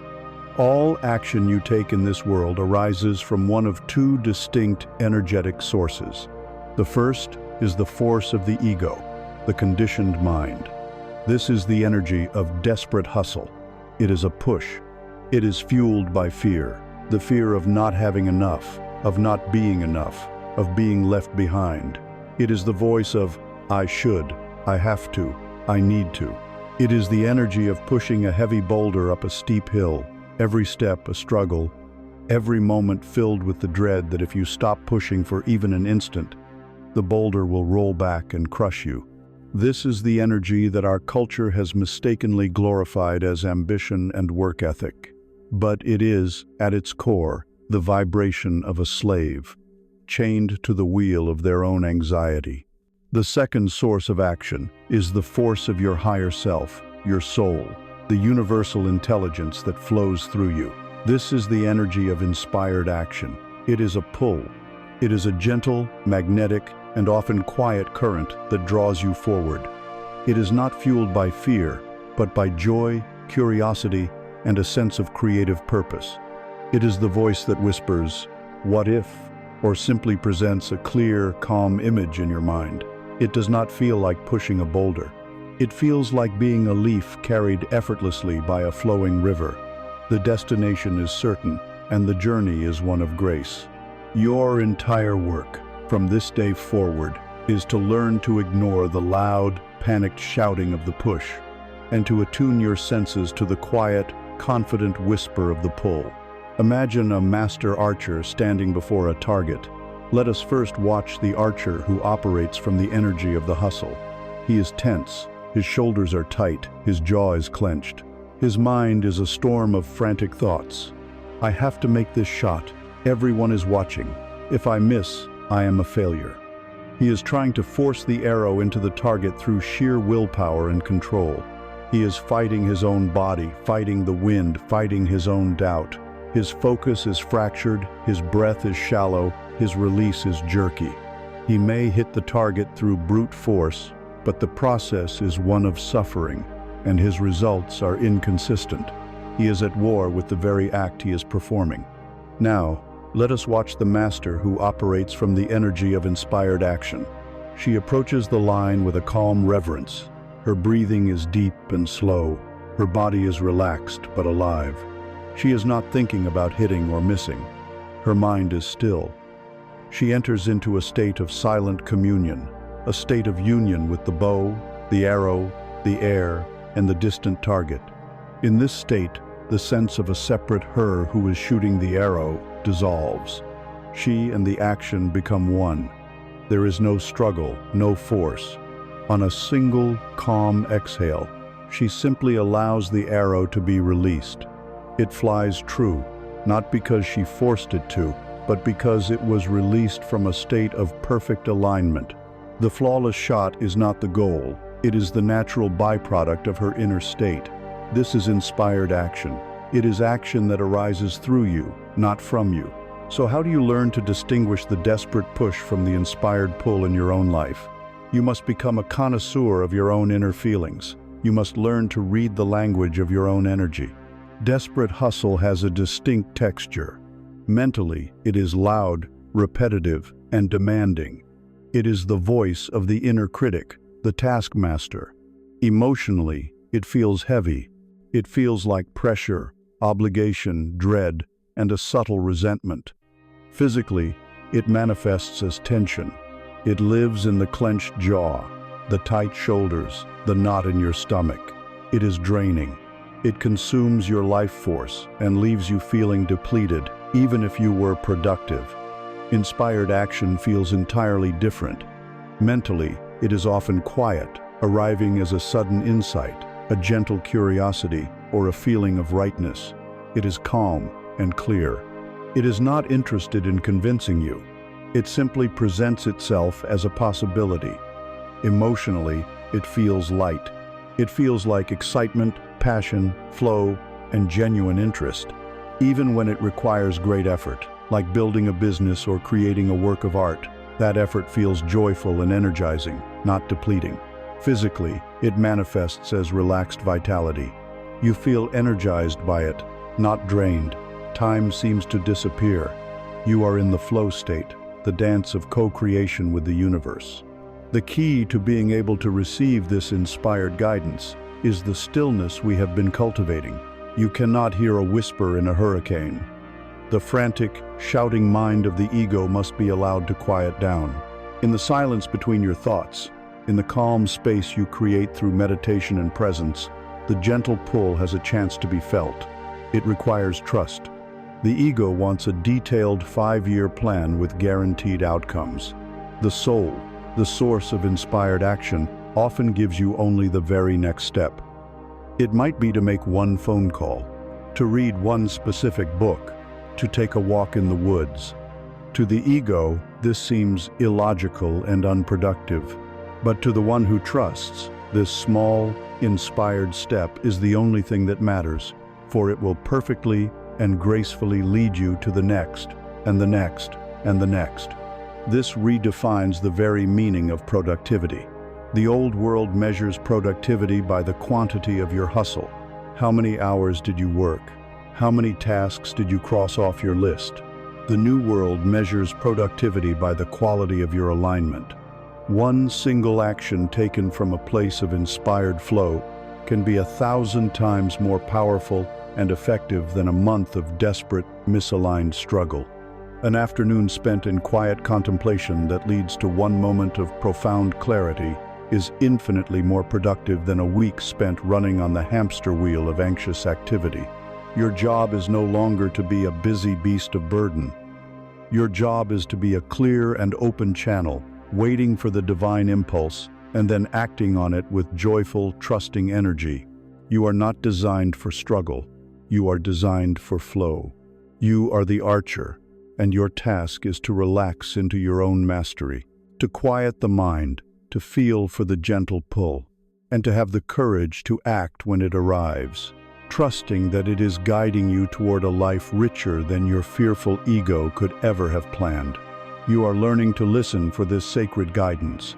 You are learning to distinguish the whisper of your soul from the shout of your ego. But a new question arises. What happens when this inspired whisper guides you toward a blessing, a gift, an unexpected opportunity? What happens when the universe extends its hand to you? Are you ready to open your own hand and take it? Before we can act with power, we must first learn the delicate and often challenging art of receiving. You have learned to listen for the pull of inspired action, that quiet whisper from your soul guiding you forward. You take a breath, you trust, and you follow its guidance. It leads you to an open door, a new opportunity, an unexpected blessing. The universe, in its infinite grace, extends its hand to you. It offers a gift, freely and joyfully. But right here, at this crucial juncture, a new and unexpected challenge arises. The universe's hand is open, but your own hands are clenched into fists. The gift is offered, but you find you are unable to receive it. This inability to receive is one of the most subtle and powerful blockages to the flow of abundance. And learning to open our hands is a sacred and essential art. Why do we do this? Why, when presented with the very things we have longed for, do we recoil in suspicion, guilt, or fear? It is because we are running deep, subconscious programs that tell us it is not safe to receive. The first of these programs is the illusion of scarcity. We have been taught that life is a zero-sum game, that there is a limited pie of resources and happiness. So when someone offers us a gift, be it their time, their help, or their money, a voice inside us whispers, "If I take this, they will have less. My gain must be their loss." This creates a feeling of guilt, but the universe does not operate on a principle of scarcity. It operates on a principle of infinite, self-generating abundance. The sun does not lose its fire by warming a planet. A flower does not lose its beauty by being witnessed. A heart does not lose its love by sharing it. When you receive a gift graciously, you are not depleting the giver. You are participating in the joyful, expansive flow of life itself. Another program that clenches our fists is our old friend, the feeling of unworthiness. We have been so deeply conditioned to believe that our value comes from our struggle, our effort, and our sacrifice. To receive something freely, without having toiled for it, feels like cheating. It bypasses the entire story our ego has built about how the world works. A genuine, no-strings-attached gift feels deeply unsettling because it suggests a truth our ego cannot accept. That we are worthy of blessings simply because we exist. And so, we deflect the compliment, we refuse the offer of help, we question the opportunity that seems too good to be true, all because, on a subconscious level, we do not feel we have done enough to deserve it. Imagine the universe is a benevolent and tireless gift giver. Day and night, it comes to the door of your consciousness, and it knocks. The knock may come in the form of a compliment from a colleague. It may be the offer of help from a friend when you are struggling. It may be an unexpected financial windfall. It may be a brilliant idea that lands in your mind during a quiet moment. The universe is constantly knocking, constantly offering, constantly trying to give to you. But what is our typical response? Often, we are so busy inside our own heads, so consumed by the noise of our own anxieties and plans, that we don't even hear the knock. Or, if we do hear it, we peek through the peephole with suspicion. "What's the catch?" we whisper. Nobody gives anything for free. We are afraid of being indebted, of the unspoken strings we believe must be attached to every gift. We turn a potential blessing into a suspected transaction, and the fear keeps the door bolted shut. At other times, we hear the knock and are overcome with shame. We feel our house is not clean enough, that we are not good enough to receive such a distinguished guest. We shout through the door, "No thank you, I'm fine," because our pride and our identity are wrapped up in being the self-sufficient one, the one who gives but never needs. We do not realize that in refusing to open the door, we are not just refusing the gift, we are refusing the giver and stifling the very flow we claim to want. We must reframe the entire act of receiving. It is not a passive or selfish act of taking. It is a dynamic, creative, and generous act. A gift is a circuit of energy that begins with the giver, but it is not completed until it is graciously received. When you refuse a compliment, you rob the person of the joy of expressing their appreciation. When you refuse help, you deny another the opportunity to feel helpful and connected. When you reject an opportunity from the universe, you are essentially saying, "No, I do not trust your benevolence." To receive with an open heart is, in itself, a profound gift back to the giver. It says, "I see the generosity in your heart, and I honor it by accepting it. I trust you. I trust life." Every time you allow yourself to receive, you are sending a powerful affirmation to the universe that you believe you live in a friendly, supportive, and abundant world. So how do we practice this art? How do we learn to unclench our fists and open the door? We start small. We start with the daily knocks that we so often ignore. The first training ground is the simple compliment. The next time someone offers you a genuine compliment on your work, your appearance, or your character, I want you to resist the powerful conditioned urge to deflect, diminish, or dismiss it. Do not say, "Oh, it was nothing." Do not point out a flaw in what they are praising. I want you to pause, take a breath. Look the person in the eye and with sincerity say, "Thank you." And as you say it, consciously open your heart and allow the warmth of their words to land. Feel it. Let it nourish you. This simple act, practiced consistently, will begin to rewire your nervous system for worthiness. The next practice is to accept help. The ego loves to believe, "I can do it all myself." This is a lonely and exhausting way to live. The next time someone offers you a hand, whether it is to carry something heavy, to watch your children for an hour, or to offer advice on a project pause before your automatic refusal, consider the possibility of saying, "Yes, thank you. I would really appreciate that." Notice the feeling of relief that comes with letting someone share your burden. Notice the feeling of connection. Allowing yourself to be supported is not a sign of weakness. It is a sign of wisdom. It is an acknowledgement that we are all interconnected. You can also practice receiving from nature. which offers its gifts without any human complication. Go for a walk with the sole intention of receiving. Consciously receive the warmth of the sun on your skin and say, "Thank you." Receive the song of a bird and say, "Thank you."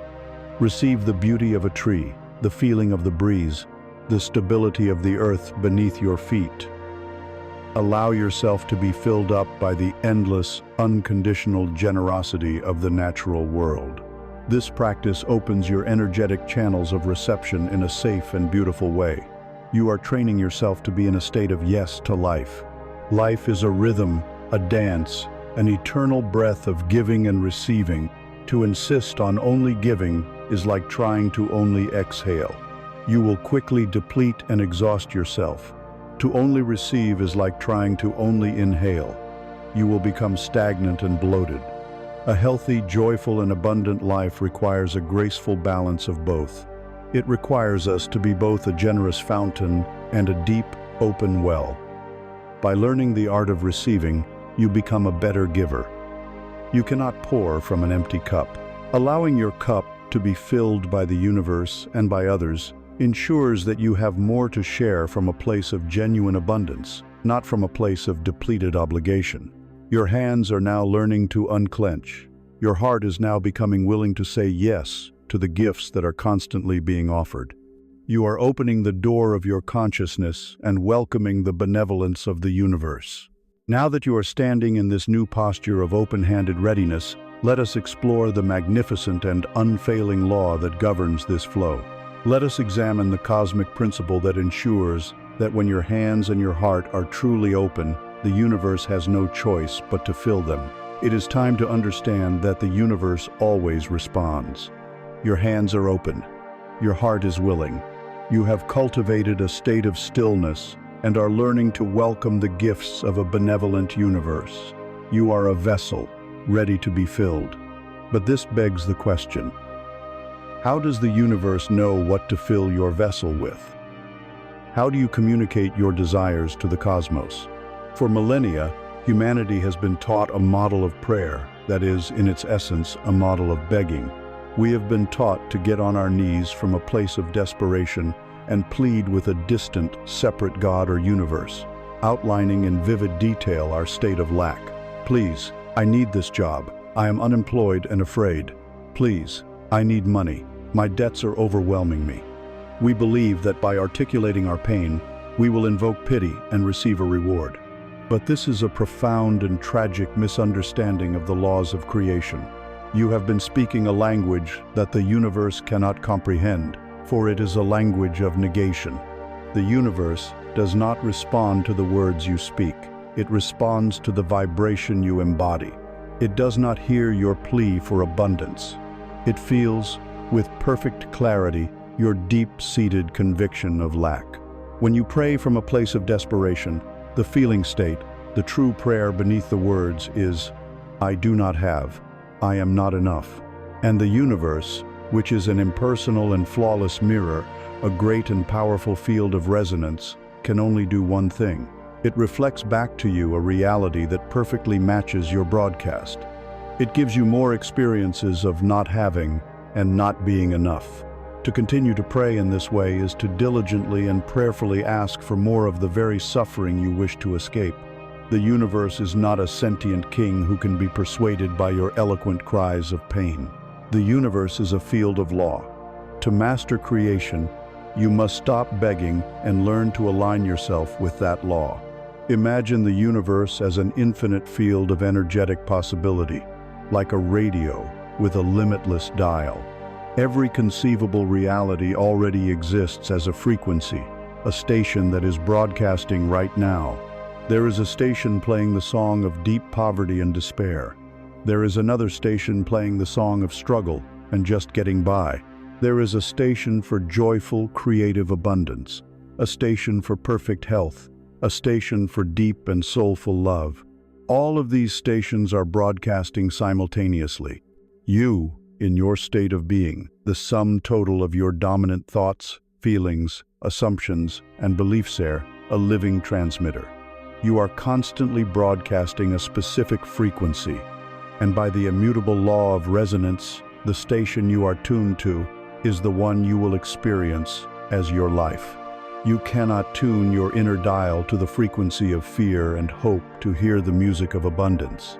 You cannot broadcast the signal of unworthiness and expect to receive the transmission of wealth. The law is as impersonal and as reliable as gravity. It does not judge you, it simply matches you. This is why the universe always seems to answer, yes. It is the great cosmic affirmation. It does not filter your broadcast or suggest a better one. It simply says, yes, to the signal you are sending. If your dominant inner state is, life is hard and I am alone, the universe says, yes, and I will now arrange people, circumstances, and events to prove to you just how hard and alone you are. If your dominant state is, I am always supported and good things flow to me easily, the universe says, yes, and I will now open the floodgates of grace and synchronicity to prove the truth of your belief. The power, you see, is not in the asking. The power is in the being. The creative act is not in pleading for a new reality, but in generating the frequency of that new reality within yourself first. This leads us to the master key of all conscious creation, the great secret taught by the mystic Neville Goddard. The most powerful way to communicate with the universe is to assume the feeling of the wish fulfilled. You do not ask for it. You assume you already have it. You do not hope for it. You occupy the state of its reality. This is the radical shift from the mindset of the beggar to the mindset of the creator. It is the art and science of moving your consciousness from the state of wanting to the state of having, before your physical senses give you any permission to do so. This is the true meaning of faith, feeling the reality of what is not yet seen. Let us walk through this sacred creative act. It is best practiced in a state of deep relaxation, on the edge of sleep, when the conscious, analytical mind is subdued and the gateway to the subconscious is open. First, you must get clear on your desire, but not in a grasping way. You must define the end state, the feeling you are after. If you desire money, the end state you truly desire is not the paper itself, but the feeling of security, freedom, and relief. Release, with absolute finality, any need to know how this will come about. The how is the universe's domain, not yours. To obsess over the how is to step back into the ego's world of control and to lose your power. Your only job is to generate the feeling of the end result. Now, from a place of deep stillness, you construct a short, simple scene in your imagination. This scene must be one that takes place after your prayer has been answered. This is a critical point. You do not imagine the moment of receiving the check. You imagine a moment that implies it has already been received. Perhaps you imagine having a relaxed conversation with a loved one, and you hear yourself say with a sigh of relief, "Isn't it wonderful that all our bills are paid?" Or perhaps you imagine the physical sensation of holding a bill marked "paid in full" and feeling a wave of deep, profound peace wash over you. The scene should be brief, vivid, and focused on the feeling. Now, you must make it real. Engage your spiritual senses. What would you see with your inner eye? What would you hear? What would you touch? And most importantly, what would you feel? The feeling is the secret. The feeling is the prayer. It is the new broadcast signal. You must saturate your entire being with the emotional tone of the wish already being a fact. Feel the relief. Feel the gratitude. Feel the freedom. Feel the joy.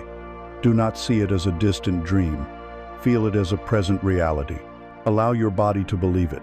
Let your nervous system be marinated in this new state of being. You loop this short, feeling-toned scene over and over again like a lullaby, allowing it to carry you into sleep.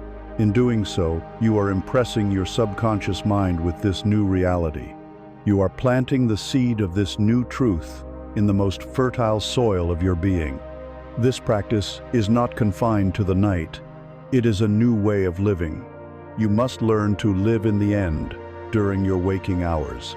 Throughout your day, you ask yourself, how would I be moving through this day if I were already the person who has what I desire? How would I think? How would I feel? How would I speak? If you desire to be wealthy, you would not be complaining about prices. You would not be indulging in feelings of lack. You would carry yourself with a quiet confidence, a relaxed sense of sufficiency. You would act from a place of trust, not from a place of fear. This is not about faking it. It is about embodying the frequency of your desire before it has hardened into fact. It is the sustained act of faith that commands the elements of your world to rearrange themselves in conformity with your inner state. When you successfully change your state and persist in this new assumption, the universe must respond. It will begin to construct what is called a bridge of incidents, a series of seemingly normal and sometimes surprising events that are designed to move you from your current state to the fulfillment of your assumption. You may get a sudden intuitive urge to call an old friend. You may stumble upon an article that contains a brilliant idea.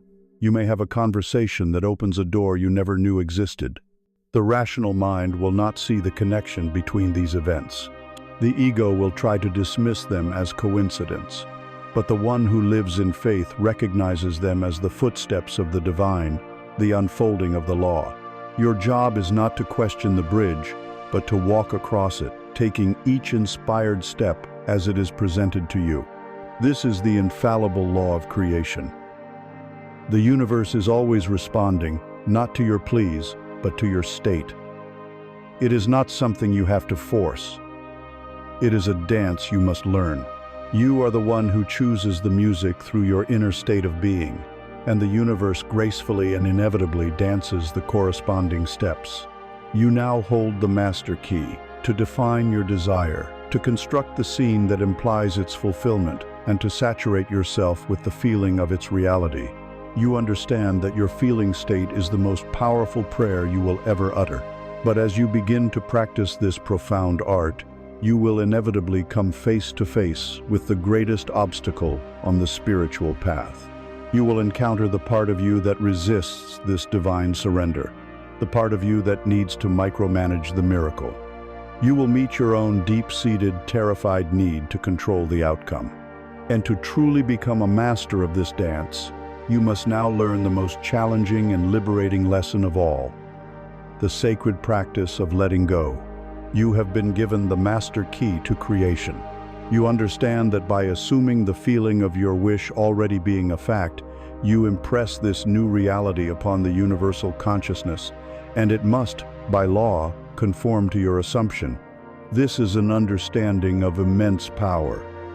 It places the scepter of sovereignty in your own hand. And yet, the very moment you grasp this power, you are asked to perform the ultimate act of surrender. The greatest act of your newfound power is to let go of the need to control. This is the divine paradox, the final and most challenging gateway through which you must pass to become a true master of your reality. The part of you that resists this surrender is your ego, the conditioned mind. It has appointed itself the general manager of your life, and it takes its job very seriously. It believes that through sheer force of intellect, through meticulous planning and relentless worry, it can control every variable and steer your life safely to shore. It is the master strategist, creating intricate flowcharts to the future, trying to account for every possible contingency. It is the worried parent, believing that if it stops worrying for even a moment, you will surely wander into traffic. And it is the ultimate skeptic, demanding physical proof before it will offer a single ounce of faith. This ego is not your enemy.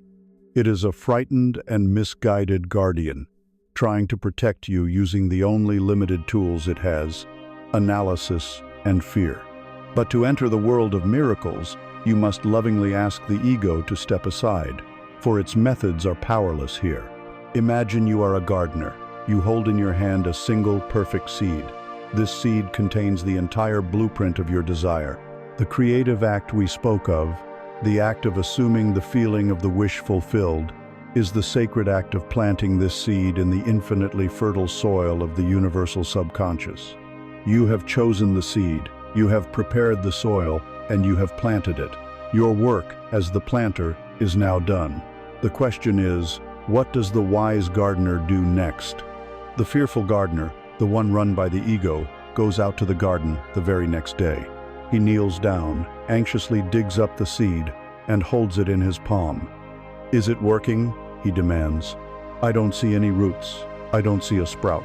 Seeing no immediate change, he concludes that the seed is faulty or that the soil is barren. He may even throw it away and try to plant another, only to repeat the same panicked process. This constant digging up of the seed, this incessant need to check for results, to see the how and the when, is precisely what most people do after they pray or set an intention. They are demonstrating a profound lack of faith, and in doing so, they are interrupting the very germination they wish to encourage. The wise gardener knows better. After planting the seed, their role changes. They are no longer the planter. They are the nurturer, the trustee of a hidden miracle. They know that the seed has its own intelligence, and the soil has its own wisdom. The process of germination happens in the darkness, in the unseen realm. It cannot be forced or hurried by the anxious meddling of the gardener. The wise gardener's only job is to provide the right conditions and then to trust the process. And what are these conditions? The first is to water the ground. This water is your continued feeling state. It is the practice of returning, day after day, not to a state of hoping or wanting, but to the calm, thankful feeling that the seed is already growing, that the harvest is already certain. You water your desire with your faith.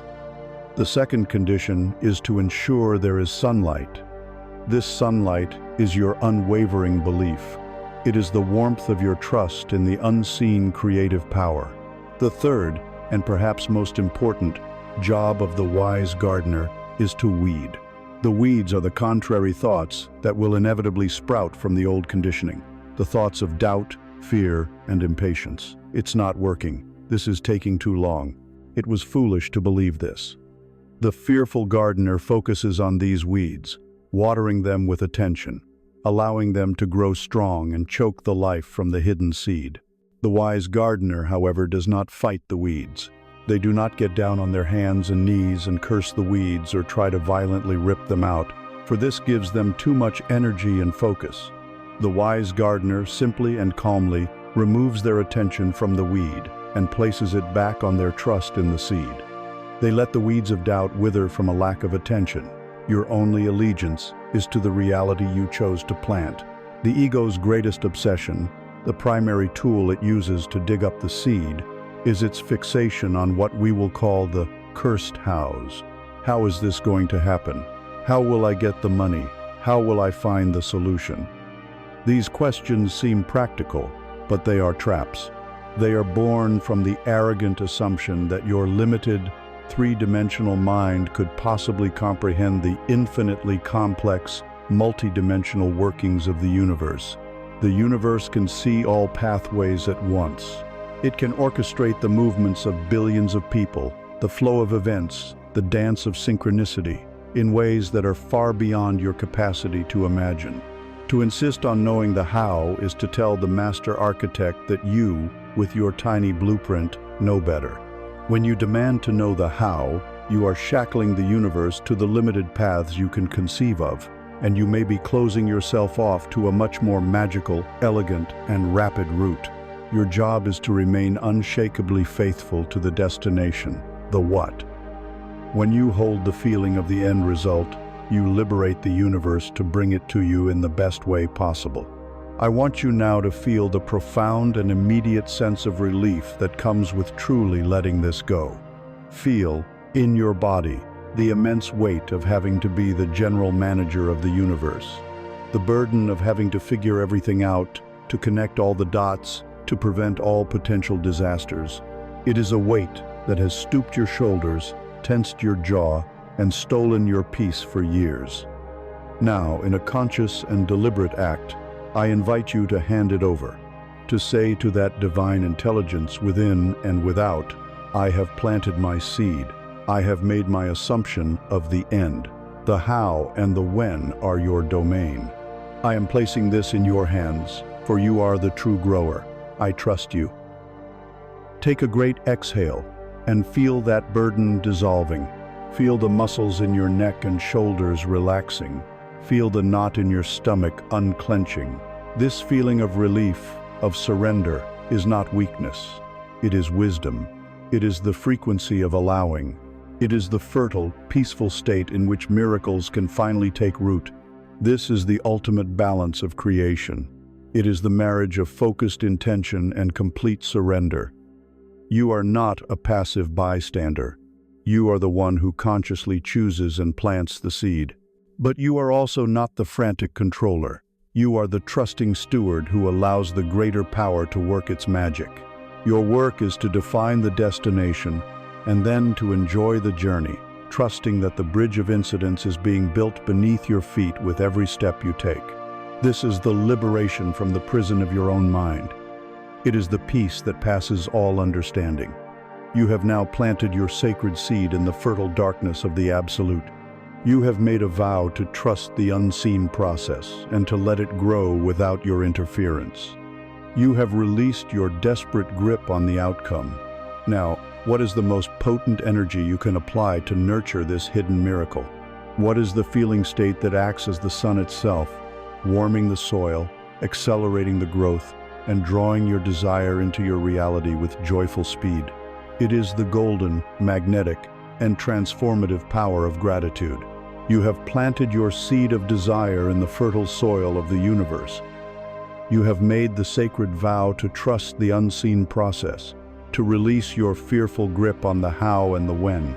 You have stepped back and allowed the great intelligence of life to begin its work. Now, your role shifts to that of the wise gardener, and your primary task is to nurture this hidden creation. What is the most powerful nutrient you can provide? What is the golden sunlight that warms the soil and quickens the seed to life? It is the energy of gratitude, but we must be very clear. We are not speaking of the polite, superficial thank you of social conditioning. We are not speaking of the mechanical listing of 3 things in a journal before you sleep. These are mere shadows. We are speaking of gratitude as a state of being, as a physical force, as the most powerful and creative frequency you can embody. Gratitude, in its truest form, is not a response to a gift received. It is the very energy that makes the receiving possible. It is the magnet that draws the gift into your hands. For too long, we have seen gratitude as the caboose on the train of manifestation. We believe that first, we get what we want, and then we feel grateful. But this is an inversion of the creative law. Gratitude is the engine. It is the force that pulls the entire train of your desire into the station of your reality. To understand this, we must see the universe for what it is, a great, resonant field of vibration. Every thought, every emotion, and every belief you hold emits a specific frequency. And by the law of resonance, you can only attract into your life that which is a vibrational match to your dominant frequency. Fear attracts more reasons to be afraid. Anger attracts more reasons to be angry. And gratitude, the sublime frequency of reception, attracts more and more reasons to be grateful. Imagine that gratitude is a cosmic tuning fork. When you are in a state of complaint, of focusing on what is wrong and what is missing, it is as if your entire being is a silent, leaden instrument, emitting no clear tone. It is vibrationally inert, but the moment you choose, genuinely and deeply, to feel gratitude for something, anything at all, it is as if you strike this tuning fork against the truth of existence. Instantly, your entire being begins to hum with a clear, high, and coherent frequency. It is the frequency of I have. It is the frequency of I am receiving. It is the frequency of all is well. This is not just a poetic idea. It is a matter of energetic physics. And the law of sympathetic resonance states that when one tuning fork begins to vibrate, any other tuning fork of the same frequency in its vicinity must, by law, begin to vibrate as well. When you hold the state of gratitude, you become a living magnet. You are sending out a powerful, irresistible signal into the field of all possibility. and all the elements of the universe that resonate with that frequency, all the opportunities, the unexpected checks, the helpful people, the brilliant ideas, the synchronicities are like dormant tuning forks just waiting for your signal. They are pulled towards you, not by chance or by luck, but by the immutable law of energetic correspondence. This is why gratitude is the ultimate accelerator of manifestation. It is you, consciously tuning yourself to the frequency of the solution. It is you, becoming a vibrational match for the very blessings you seek. The universe is not rewarding you for being grateful. The universe is simply matching your new, beautiful song with an equally beautiful dance. So how do we practice this on a level that transforms reality? We must elevate gratitude from a memory to a creative act. First, we must become masters of appreciating what is already here, but with a new depth. Take a single, simple thing in your environment, a cup of tea, for instance. A superficial gratitude would be to say, "I am grateful for this tea." A deep, magnetic gratitude is to feel your way back through the entire chain of creation that brought it to you. Feel a wave of gratitude for the water, for the pipes that brought it to your home, for the people who maintain that system. Feel gratitude for the tea leaves, for the distant sun and rain that nourished them, for the farmer who tended the plant, for the packer, the shipper, the grocer. Feel gratitude for the cup that holds the tea, for the potter who shaped it, for the heat of the kiln that gave it strength. Feel gratitude for your own body, for the hands that hold the cup, for the senses that allow you to taste its warmth and smell its fragrance. In this one simple act, you have moved from a single thought to an expansive state of connection with the entire web of life.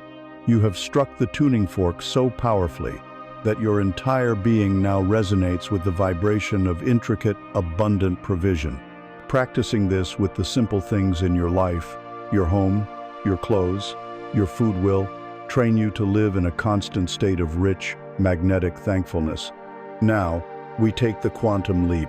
We move from gratitude for what is seen to gratitude for what is yet unseen. This is the master practice of creation. It is the art of giving thanks for your desire as if you have already received it. It is the most potent way to impress the subconscious mind and to command the resonant field of the universe. It is faith, expressed in the language of thanksgiving. I invite you to try this now.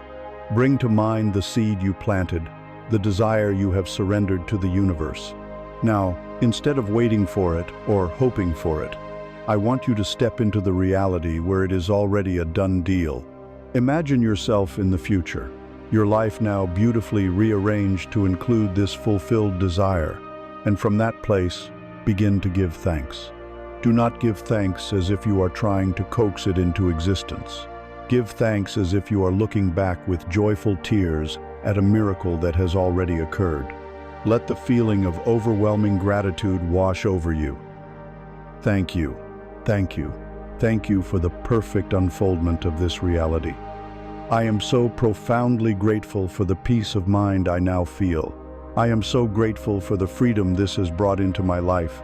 I am so grateful for the way this has allowed me to be more generous, more creative, more present. Speak to the universe as if you are speaking to a beloved friend who has just given you the most magnificent gift. Feel the gratitude in your heart. Let it swell until it fills your entire body. Why are you so grateful for this fulfilled desire? Explore the reasons. I am grateful for this abundance because it has healed the anxiety in my family. I am grateful for this success because it allows me to serve others in a bigger way. I am grateful for this loving relationship because it has taught me the meaning of true companionship. By attaching these deep, heartfelt reasons to your gratitude, you amplify its emotional power 1,000-fold. When you practice this form of creative gratitude, you are performing an act of incredible spiritual power. You are collapsing time. You are signaling to the universal consciousness that your desired reality is not a distant potential, but a present fact. You are sending out the clearest, most coherent, and most magnetic signal possible, the frequency of a prayer already answered. And the universe, which is the great mirror, must reflect this accomplished fact back to you in your physical world. You are no longer asking for a miracle. You are participating in its creation through your thankfulness. You are aligning every cell of your being with the successful outcome. This state of gratitude also becomes your greatest shield. When you are genuinely immersed in a feeling of thankfulness, it is almost impossible for lower frequency emotions like fear, despair, or resentment to take hold. A grateful heart has no room for complaint. The vibration of gratitude is so high that it naturally dissolves negativity. It immunizes you from the psychic static of the world. It becomes your sanctuary, your default state of being, protecting your peace and keeping your vibrational broadcast clear and powerful. You can even learn to apply gratitude as a solvent for your problems. When faced with a debt, a conflict, or a challenge, the human tendency is to resist it, to hate it, to fear it. This resistance only fuels the problem with more negative energy. The master's path is to find something in the problem for which to be grateful. Thank you for this debt, for it is teaching me to surrender my need for control and trust in a higher power. Thank you for this conflict, for it is showing me where I need to heal within myself. Thank you for this challenge, for it is forcing me to access a strength I did not know I possessed. When you can genuinely thank a problem, you neutralize its negative charge. You remove your resistance to it, and in that state of non-resistance, solutions can appear. You transform the obstacle from a stumbling block into a stepping stone. Gratitude, then, is the alpha and the omega of a conscious, abundant life. It is the beginning of the path, for it is what you feel for the blessings you already have. And it is the end of the path, for it is the feeling you inhabit as you receive the blessings that are to come. It is the language of your soul. It is the music that the universe longs to dance to. It is the great magnet that reorganizes the world around your highest vision. You now possess this golden key, this potent sunlight to shine upon the seed you have planted. But as you nurture this new reality, what do you do with the energetic debris of the old one? What about the past mistakes, the lingering resentments, the old debts of the soul? To fully clear the channel for abundance, we must now undertake a sacred cleansing of the past. It is time to learn the liberating power of forgiving old debts, both financial and emotional. You stand now as the conscious gardener of your reality, nurturing the seed of your desire with the golden sunlight of gratitude. Your focus is on the future you are creating. And yet, you may feel a persistent, heavy drag from behind, like anchors caught on the ocean floor, preventing your ship from sailing freely. These anchors are the unresolved energies of your past. They are the financial mistakes that fill you with shame, the betrayals that leave you feeling like a victim, the lingering resentments that curdle your peace. These are the old debts, both financial and emotional. And to truly ascend to a new level of abundance, you must have the courage to perform a sacred cleansing. You must be willing to forgive. We must first expand our understanding of what a debt truly is. It is not merely a number on a loan statement. That is only its most physical form. There are deeper, more potent debts that hold you captive. There is the emotional debt you believe others owe you, the person who cheated you in a business deal, the family member who never repaid a loan, the partner whose actions cost you dearly. In your mind, they owe you. They owe you money, an apology, justice, and by holding them in this state of energetic indebtedness, you chain yourself to them. You become a prisoner of your own story of victimhood, forced to relive the pain of that event every time you think of them. Your energy, your precious life force, is constantly being siphoned into the past to keep this painful drama alive. Then there is the debt you believe you owe to yourself. This is the heavy cloak of self-blame you wear for every perceived failure. The investment that went south, the business that folded, the foolish purchase made in a moment of weakness. You appoint yourself as both the debtor and the relentless debt collector, pursuing yourself through the halls of your own mind with whips of regret and shame. How could you have been so stupid? The inner creditor screams. You will never be trusted with money again. You punish yourself for being human. for learning, for taking risks. This state of self-recrimination is one of the most toxic frequencies you can hold, for it is a constant declaration to the universe that you are untrustworthy and unworthy of success. Holding on to these debts, these resentments and regrets, is like gripping a burning hot coal with the steadfast intention of one day throwing it at the person who wronged you. You may spend years waiting for the perfect moment, all the while believing your anger is your weapon. But who is being burned? Whose hand is scarred and seared by the constant, agonizing heat? It is only you. Unforgiveness is a prison you build for yourself, brick by painful brick, mistakenly believing you are imprisoning your offender. They may be living their life with complete freedom, while you are the one serving a life sentence, locked away with the ghost of your own grievance. The energy this requires is immense. It is your creative power, your joy, your peace, all being consumed in the furnace of a dead past. To forgive is to drop the coal, not because they deserve it, but because you deserve to have your hands back.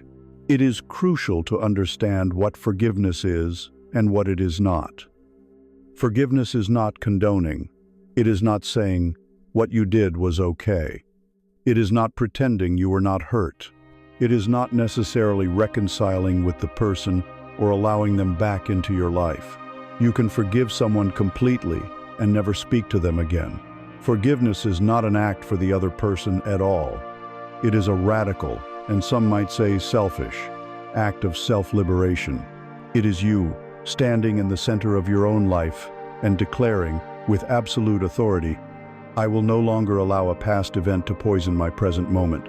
I will no longer lease space in my mind to this pain. I am taking my energy back. I am choosing peace over being right. I am choosing freedom over grievance. Forgiveness is the act of cutting the energetic cord that ties you to a source of pain, allowing you to reclaim all the power and attention that was flowing toward it. Let us now engage in the sacred practice of this release. Find a quiet space where you can be undisturbed. Close your eyes and return to that place of inner stillness, the shore of the calm lake. First, we will forgive another. I invite you to gently bring to mind a person or situation where you feel you were financially or emotionally wronged. Choose one that still has an energetic charge for you. Allow yourself to acknowledge the memory, but as the silent observer, see the event play out on the screen of your mind. Feel the familiar pang of hurt, of anger, of betrayal, but do not become it. Simply notice it as energy in your body. Acknowledge the story you have told yourself about it, the story of injustice. Now, in your mind's eye, see this person standing before you.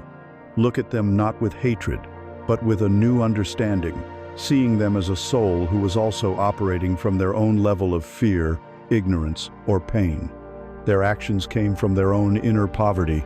Holding on to this, see or feel the energetic cord that extends from your solar plexus to theirs, a dark and heavy cord of resentment. Now, take a deep breath, and as you exhale, say these words, either silently or aloud, directly to them.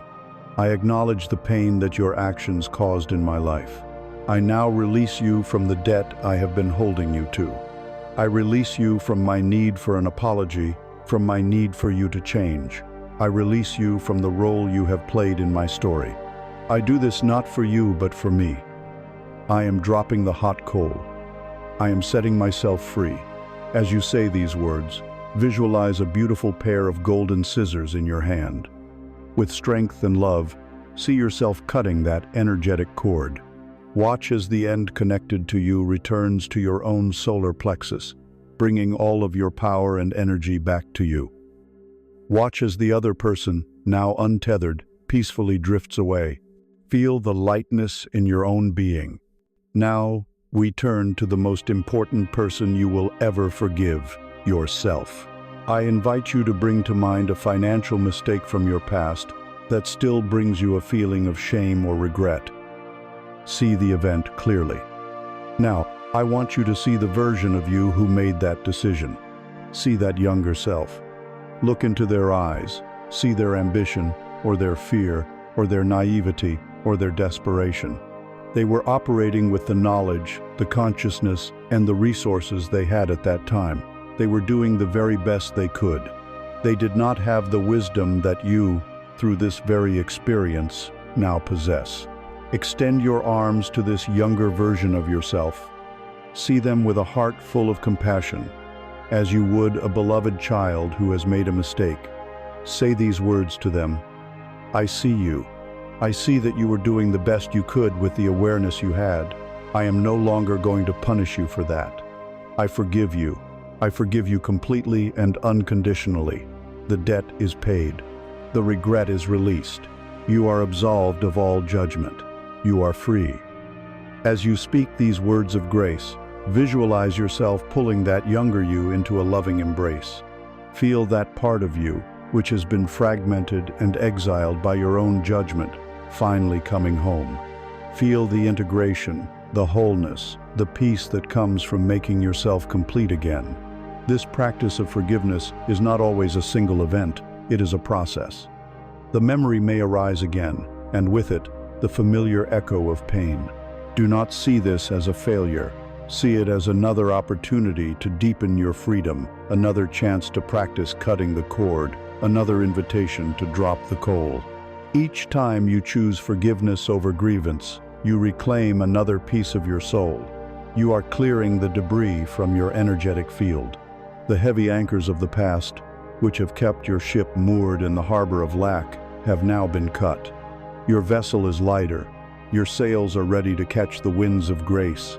Your energy, once squandered on keeping old battles alive, is now fully present, available for the magnificent task of creation. The channel is now clearer than ever before. You are no longer just a passive container for abundance. You are ready to become the conduit itself, a living channel through which the prosperity of the universe can endlessly flow. The anchors of the past have been cut. The heavy, burning coals of unforgiveness have been dropped. Your energy, once captive to old stories and past mistakes, has been reclaimed. It is now present, it is potent, and it is yours. The channel of your consciousness, once clogged with the debris of fear and regret, is now clearer than it has been in a lifetime. You have moved from a place of repairing the past to a place of creating the future. And this requires a final, profound shift in your identity. The question is no longer, how can I get and hold and protect my abundance? The question now becomes, how can I become such a clear and open channel that the abundance of the universe can flow through me, ceaselessly and joyfully? For most of your life, you have operated under what we will call the pond mindset. This is the consciousness of accumulation. The goal of the pond mindset is to build a dam, to stop the flow of life's current, and to hoard as much water as possible in a private reservoir. It is the belief that security lies in having a large, still, and privately owned body of resources. And so, you have worked to fill your pond, believing that the more you accumulate, the safer you will be. But what is the nature of a pond that has no outlet? What happens to water that does not flow? It stagnates. It becomes murky, lifeless, overgrown with the green algae of fear. It attracts the pests of anxiety and worry. The owner of the pond lives in a state of constant, low-grade stress, always measuring the water level, terrified of evaporation, terrified of a leak. Their focus is on holding, on protecting, on not losing. The pond mindset, the mindset of hoarding, inevitably leads to a life of energetic stagnation and fear. Today, you are invited to embrace a new identity. You are invited to see yourself not as a pond, but as a magnificent stretch of a great and flowing river. A river is not defined by the amount of water it holds in any single moment. It is defined by the incredible power and vitality of the current that moves through it. A healthy river has two essential features: a source from which it endlessly receives and an outlet toward which it endlessly gives. It is this constant circulation, this dynamic dance of inflow and outflow that keeps the river clear, clean, alive, and powerful. You are not designed to be a stagnant pond. You are designed to be this river, a living conduit for the prosperity of the cosmos. To become this river, you must master both sides of the flow. First, you must become masterful at receiving your inflow. This is the art of keeping the upstream channel clear. It is the practice of worthiness we have spoken of, the deep knowing that you deserve to receive from the infinite source. It is the practice of stillness, of allowing the universe to guide its flow toward you. It is the art of the open hand, graciously accepting the blessings that appear on your banks without guilt or suspicion. You cannot be a mighty river if you place a dam of unworthiness at your own source. You must say yes to the inflow. But here is the part of the equation that truly transforms you into a conduit. You must become equally masterful at allowing the outflow. For the river to remain healthy, it must flow onward. It must give its water to the fields, to the forests, and ultimately to the great ocean. This outflow, this act of giving, is not a loss. It is the very thing that guarantees the continued movement of the current. The pond mindset fears giving. It says, if I give this water away, my pond will shrink. I will have less. This is the logic of scarcity. The river mindset knows a deeper truth. It says, the very act of giving creates the space for more to be received. The outflow is what makes the inflow possible. When you give, you are sending the most powerful declaration of faith possible to the universe. You are stating, through your actions, I am not afraid of lack. I am a river, not a pond. I trust that my source is infinite. There is always more flowing toward me. Endari. This practice of becoming a conduit is available to you right now, regardless of the current size of your bank account. You do not need to wait until you are rich to become a channel. You can begin circulating the currencies of true wealth today. If you feel you have no money to give, then give of your other riches. Give your undivided attention, your full presence, to another human being. This is a profound gift of your time. Give your knowledge. Teach someone a skill you have mastered. Give your praise. Offer a genuine, heartfelt compliment and watch another person light up. Give your kindness. Smile at a stranger. Let a car merge in front of you. Perform a small act of service with no expectation of reward. Each of these acts is a form of energetic circulation. You are allowing the abundance of your being to flow outward, and in doing so, you are activating the magnetic pull of the river, drawing more life, more connection, and more opportunity toward you. When you are ready to practice this with money, the principle remains the same. The amount is irrelevant. The energy is everything. The conscious circulation of even a single dollar, given with a joyful heart, has more creative power than $1 million given from a place of begrudging obligation. When you give, do not see it as money leaving you. See it as you, directing the flow of universal energy. Bless the money as it leaves your hand. Silently say, I release you to do good work in the world, to bless and prosper wherever you go. This act transforms you from a fearful owner into a joyful director of resources. You are participating in the cosmic economy of grace. By willingly creating a vacuum through your joyful giving, you are invoking a fundamental law of physics. The universe abhors a vacuum, and it will rush to fill the space you have created, often from the most unexpected of sources. To live as a conduit is to experience a profound liberation from the anxiety of accumulation. You no longer have to constantly guard your pond. Your security is no longer in what you possess. Your security is in your unwavering connection to the source that is always providing. Your focus shifts from, what can I get, to, what can I allow to flow through me? Your life takes on a new sense of purpose and meaning. You are no longer just living for yourself. You are an instrument of divine generosity, a vital artery in the circulatory system of the cosmos, bringing life and nourishment wherever you go. This is the joy of being a channel. It is a state of perpetual aliveness, of being connected, of being used for a grand and beautiful purpose. This is your true nature. Not the stagnant pond, but the flowing river. Not the fearful hoarder, but the joyful conduit. As you begin to truly embody this new identity, you will find that it changes you from the inside out. It will even change the very words you use to describe your reality. The old, impoverished language of lack, struggle, and complaint will begin to feel foreign and distasteful on your tongue. A new, powerful vocabulary of creation, of flow, and of possibility will naturally take its place. It is now time to learn how to consciously wield this new language, to speak your world into being with the authority of the channel you have become. You have embraced the identity of the conduit. You have shifted your entire being from the fearful, stagnant mindset of the pond to the joyful, dynamic mindset of the flowing river. This is the most significant internal transformation you can make. But such a profound shift in your inner world demands an equal shift in your outer expression. You cannot live as the river while still speaking the language of the pond. Your words, the very sounds you shape with your breath, are not mere descriptions of your reality. They are the potent, vibrational commands that create it. Every sentence you utter is a creative decree.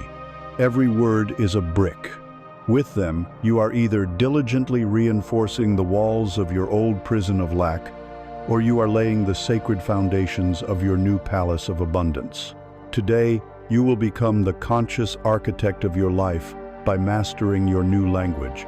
For a lifetime, you have been an unconscious builder, using the language of lack to construct a reality you did not desire. You did not know that your words had such power. You thought you were simply being realistic or telling it like it is. But from this new level of awareness, you must understand that telling it like it is simply an act of casting a powerful spell to keep it that way. To change your reality, you must have the courage to change your language first. We must now conduct a fearless audit of the old, impoverished vocabulary that has kept you trapped, so that we may replace it with the language of creation. Let us first examine the language of scarcity. The most common and most corrosive phrase in this category is, "I can't afford it." When these 4 words leave your lips, what are you declaring to the universe? You are making a definitive statement of limitation. It is a slammed door. It is a full stop. It is an affirmation of your powerlessness. By speaking this phrase, you are programming your subconscious mind to filter reality for all the things that are unavailable to you. You are training your eyes to see only the locked gates and the high walls. The universe, which always honors your word, hears your decree of, "I cannot," and it faithfully arranges reality to prove you right. Opportunities that may have been flowing toward you are diverted, for you have declared you are not an energetic match for them. You have used your divine power of speech to build a wall between yourself and your desire.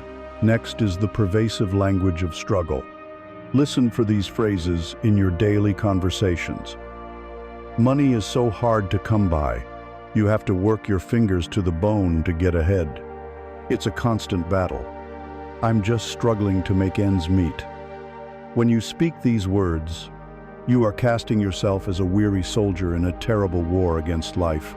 You are framing prosperity as a remote and heavily guarded fortress, and yourself as the exhausted, poorly equipped grunt trying to breach its walls.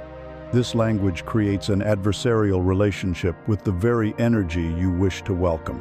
It establishes a vibrational contract with hardship, and the universe, ever responsive, says, "You wish to experience wealth as a struggle? So be it." It then provides you with endless hills to climb and battles to fight, not as a punishment, but in perfect, literal response to the reality you are describing into existence. Then there is the subtle poison of the language of resentment. This is the language of envy. It often sounds like a sarcastic, "must be nice," when you see someone else's good fortune. It is the cynical muttering of, "I bet they're not happy," or "rich people are all greedy." Every time you speak in this way, you are taking a powerful spiritual stand. You are aligning yourself against the very thing you claim to want. You cannot attract a reality that you simultaneously condemn. To do so is to create an impossible energetic contradiction. It is like saying you desperately want to be a guest in a beautiful house, while simultaneously throwing rocks at its windows. The universe hears your condemnation of wealth and those who have it, and it receives the message. This person does not want to be like that. Keep this energy away from them. You cannot become that which you resent. To resent another's success is to affirm that it is not available to you. Finally, there is the insidious language of worry, which is the act of speaking lack into your future. What if I lose my job? I'm so afraid I won't have enough for retirement. The economy is terrible. I'm sure things are about to get worse. This is using the sacred power of your imagination and your speech as a form of negative prayer. You are diligently building a future reality of fear and insecurity, brick by painful brick, and then you will act surprised when that future arrives. Every worried sentence is a command. Every fearful prophecy is an instruction to the great mirror of reality. You are painting a detailed picture of the future you do not want, and then stepping into it. The time for this unconscious creation is over. You are now a conscious architect. Your first act is to demolish the old structure by refusing to speak its language. You must become a vigilant guardian at the gate of your own mouth. When you catch yourself about to utter one of these old phrases of lack, you must simply stop, pause, take a breath, and choose to lay a new brick instead. Let us install your new creative language. When faced with something you desire but do not currently have the resources for, you will no longer say, "I can't afford it." Instead, you can say, "I am choosing to direct my resources elsewhere at this time." This reclaims your power. It is a statement of choice, not of lack. For a more creative posture, you can ask the powerful question, how can I create the abundance for that? This question opens the mind. It engages your creativity, and it signals to the universe that you are ready for solutions. Or, for the most powerful stance, you can declare with quiet faith, I am in the process of attracting that into my life. You will replace the language of struggle with the language of flow. Instead of, money is hard to come by, you will affirm, money flows to me from expected and unexpected sources. I am a magnet for abundance. I allow my life to be a demonstration of ease and grace. When you speak these words, you are not lying. You are prophesying. You are speaking your new truth into existence. You are aligning yourself with the river, not the rock. You will replace the language of resentment with the language of blessing. When you see another's success, you will train yourself to feel a genuine sense of joy. You will say, that is wonderful for them. I love to see abundance flowing. This act of blessing another's good fortune is a powerful act of alignment. It tells the universe that you are on the same team as abundance, that you celebrate its presence, which makes you a perfect candidate to receive more of it. You affirm, their success is proof that it is possible for me too. You will replace the language of worry with the language of trust.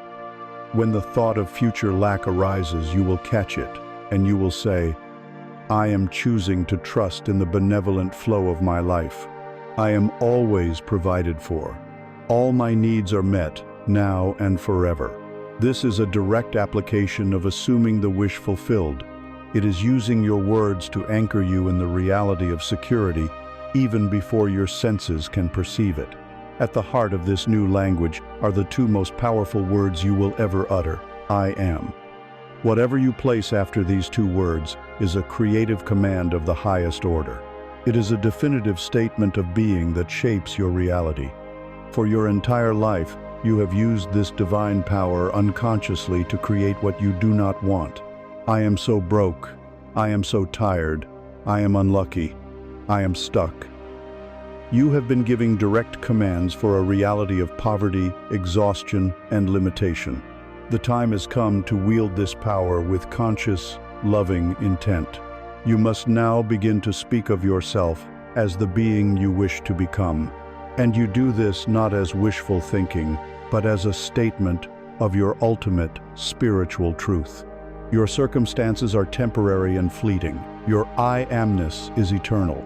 Therefore, you begin to declare, both silently and aloud, I am wealthy, I am abundant, I am prosperous, I am a clear and open conduit for divine grace. I am whole, perfect, and complete. I am secure. At first, your ego may rebel. It may point to your bank account and call you a liar, but you must stand firm. You are not describing your temporary circumstances. You are declaring your permanent identity. You are speaking from the river, not the pond. You are aligning your word with the word of the universe. Become the vigilant guardian.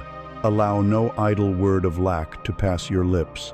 Do not engage in conversations of complaint and gossip, for this is the communal practice of building prisons. Let every sentence you speak be a brick in your palace. Let your every word be a prayer of thanksgiving for the abundance that is already yours. Your new language is not a trick to fool the universe. It is the natural, outward expression of your new, internal identity as a conscious, worthy, and abundant channel. It is the bridge of words upon which you will walk from your old reality to your new one. And to walk across this bridge with the unwavering confidence of a master, you must learn to fully embody the state that this new language describes. You must learn to live, breath by breath, in a state of radical, unshakable trust. Your words are now becoming your allies, your conscious, creative servants. You are learning to speak the language of the river, not the pond. This new vocabulary is the audible evidence of a profound inner shift. But there is a state of being that transcends even the need for this new language. It is a silent state, a deep and resonant knowing that becomes the very ground upon which you walk. It is the final frontier of this inner journey, the quiet pinnacle of all our work together. It is the state of radical trust.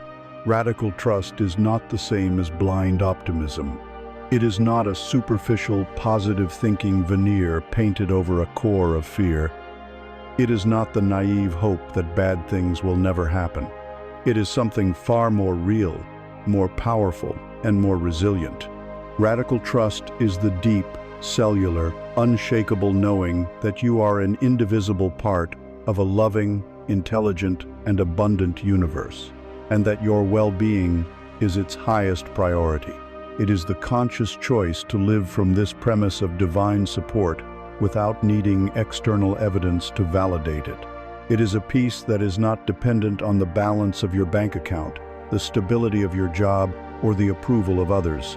It is a peace that is generated from within and is therefore untouchable by the chaos of the world. To understand this state, let us consider the wisdom of the bird. A bird sits on the branch of a tree. It sings its song with its whole being, untroubled and serene. It is not afraid that the branch beneath it might break. It does not spend its day testing the strength of the branch or worrying about the wind. Why? Is it because the bird has some guarantee that the branch is unbreakable? Number, the branch is part of the transient world. It can and will eventually break. The bird is at peace because its trust is not in the branch. Its trust is in its own wings. It knows, with an instinctual certainty, that if the branch gives way, it can fly. It knows that it is equipped for the unforeseen.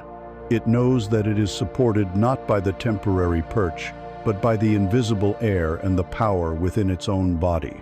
For most of our lives, we have been taught to be branch trusters.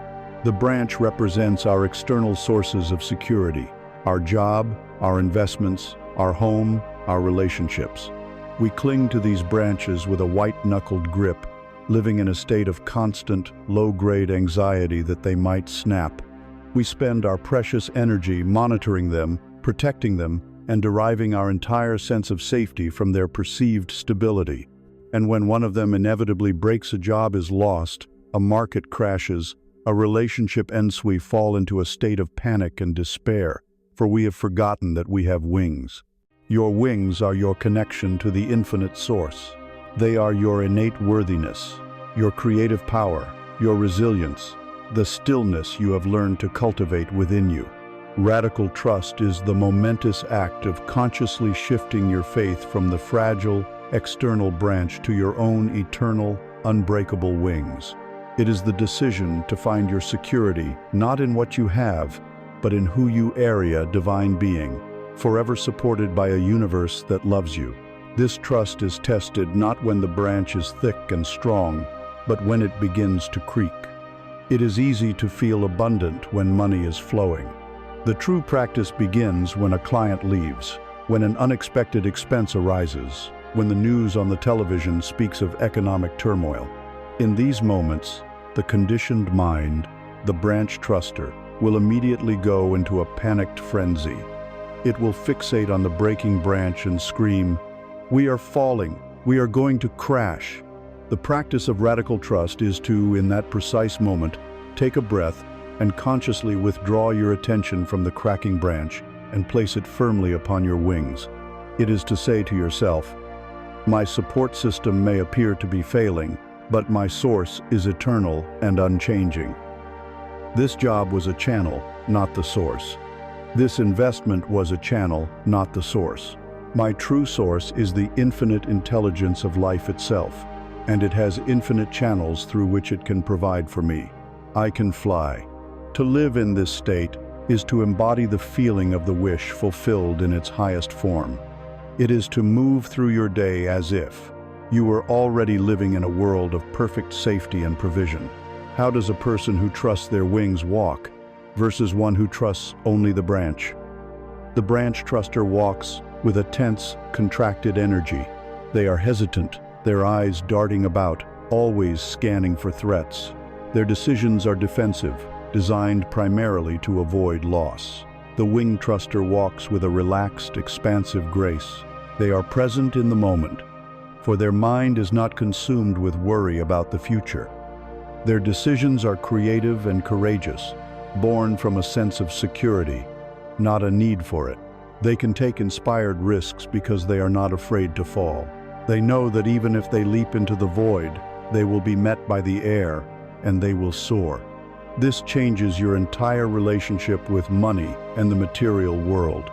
When your trust is in the branch of your bank account, you become a slave to it. You hoard it, you fearfully guard it, and your emotions rise and fall with its daily fluctuations. But when your trust is in your wings, money becomes what it truly is. A useful tool, a form of energy to be used and enjoyed, but not the source of your life. You can spend it with grace, knowing more is always flowing. You can receive it with gratitude, seeing it as one of many expressions of the universe's support. You release the desperate, clutching energy that actually repels wealth, and you adopt the open, trusting posture that makes you a magnet for it. This is the ultimate freedom. It is freedom from the tyranny of circumstance. When you are no longer dependent on external conditions for your inner state of peace, you have won the only game that matters. The storms of the world may rage, the branches of the economy may sway and snap, but you remain serene in your center, secure in the knowledge of your own wings. This serene state is the most powerful creative signal you can send. You are broadcasting a frequency of such profound faith and coherence that the universe has no choice but to shower you with experiences that match it. You are demonstrating, through your being, that you are ready for a life of grace, and a life of grace is what you shall receive. To cultivate this radical trust is to walk the path of the Master. It is a moment-by-moment choice. It is the choice, when fear arises, to remember the bird. It is the choice to relax your grip on the branch and to feel the latent power in your own spiritual wings. It is the silent, lived expression of all the principles we have journeyed through together. It is the final letting go. It is the peace that passes all understanding. And when you live from this place of deep, internal security, your need for loud, external validation begins to dissolve. The frantic pursuit of riches fades away, and in its place, a new, more subtle and profound kind of abundance emerges. It is an abundance that does not need to shout or to display its power. It is time now to discover the deep and abiding peace of the quiet wealth. You are learning to live from a place of radical trust, to find your security in your own eternal wings, not in the fragile, breaking branches of the external world. As you anchor yourself more and more deeply in this state of profound inner safety, a remarkable and liberating shift begins to occur. The nature of your desire changes. The frantic, hungry need for more possessions, more recognition, more noise to prove your existence begins to dissolve like mist in the morning sun. It is replaced by an appreciation for a different kind of richness, a different quality of abundance. This is the discovery of the quiet wealth. For most of your life, you have been conditioned to recognize only one kind of wealth: loud wealth. This is the wealth of the ego. It is performative and insecure. It screams for attention through luxury logos, extravagant vacations, and conspicuous displays of consumption. It is a desperate attempt to use external things to patch an internal hole, to prove its worth to a world it secretly fears it does not belong in. The motivation behind loud wealth is a deep and painful feeling of inadequacy. It is the cry of the branch truster, frantically decorating the branch with glittering ornaments in the desperate hope that no one will notice how terrified they are of its snapping. Loud wealth is heavy. It is anxious. It is fragile, because it is entirely dependent on the fleeting opinions of others and the unstable conditions of the external world. It is a gilded cage. The quiet wealth is something else entirely. It is the wealth of the soul. It is the wealth of the person who has shifted their trust to their own wings. Its nature is not found in what is displayed, but in what is felt. Its value is not in what is owned, but in the quality of the being who owns it. To understand this wealth, imagine a great and ancient tree standing in a forest. It has weathered 1,000 storms. What is the source of its strength? Is it the number of its leaves, the beauty of its flowers? Number. The source of its strength is in what is unseen. It is in its vast, deep, and intricate network of roots, sunk deep into the soil of the earth. These roots are its quiet wealth. They are its connection to nourishment, its unshakable foundation, its source of stability. A shallow-rooted tree may look impressive for a season, but it is toppled by the first strong wind. The deep-rooted tree, however, stands firm. It does not need to shout to the forest about its strength. Its resilience, its very presence, is its statement. The quiet wealth you are cultivating is the growing of these deep, spiritual roots. The first and most precious characteristic of quiet wealth is inner peace. This becomes the new gold standard. In a world that is addicted to noise, drama, and stimulation, the ability to maintain a state of calm, non-reactive presence is the ultimate luxury. It is the treasure that cannot be bought at any price. It is the result of all your inner work, the stillness you cultivated in the storm, the forgiveness that cleared your debts, the trust that released your anxiety. This peace is not a fragile thing. It is a deep, resonant silence at your core, like the quiet depths of the lake that remain undisturbed no matter how turbulent the surface. When you possess this peace, you are truly rich, for you have something that no market crash can take away from you. From this peace arises the second quality of quiet wealth, a profound freedom from the need for validation. The person of loud wealth is a slave to the opinions of others. Their every purchase is a question. Will this impress them? Will this make me look successful? The person of quiet wealth is free from this prison. Because their sense of worth is generated from within, they are no longer looking for it outside of themselves. They can make choices based on their own authentic desires and values, not on the fickle trends of society. They can wear simple clothes and feel like royalty. They can drive a modest car and feel completely secure. They have nothing to prove, and in that, they are more powerful and more free than any king who is still a slave to the approval of his court. This freedom naturally leads to a life of elegant simplicity. When you are no longer trying to use possessions to fill an inner void, your desire for them diminishes. You are no longer a compulsive consumer, trying to buy your way to happiness. Instead, you become a conscious creator of your life. You choose quality over quantity. You value experience over acquisition. You would rather spend your resources on a journey that expands your soul than on an object that will only clutter your home. Your life becomes a curated masterpiece of meaning and intention, rather than a chaotic warehouse of impulsive purchases. This simplicity is not a form of deprivation. It is the highest form of sophistication. It is the sign of a person who has found their richness within, and therefore requires very little from the outside. The generosity of the quietly wealthy is also different. It is not performative. They are not giving in order to have a building named after them or to receive a round of applause. They give as the sun gives its light or the river gives its water, because it is their nature. Having become a conduit, their giving is a joyful and effortless act of circulation. It is often done anonymously, without fanfare, because the joy is in the act of giving itself, in participating in the flow of abundance. They are not giving to get something in return. They are giving from the deep knowing that they are one with an infinite source, and that giving and receiving are two sides of the same divine breath. This is the great inversion of the world's values. The world tells you, first, get the money, acquire the things, achieve the status, and then you will be able to relax and feel peaceful, free, and secure. This is the path of loud wealth, and it is a lie. The path of quiet wealth, the path of the soul, says the opposite. It says, first, cultivate the inner peace, the freedom from validation, and the security of radical trust.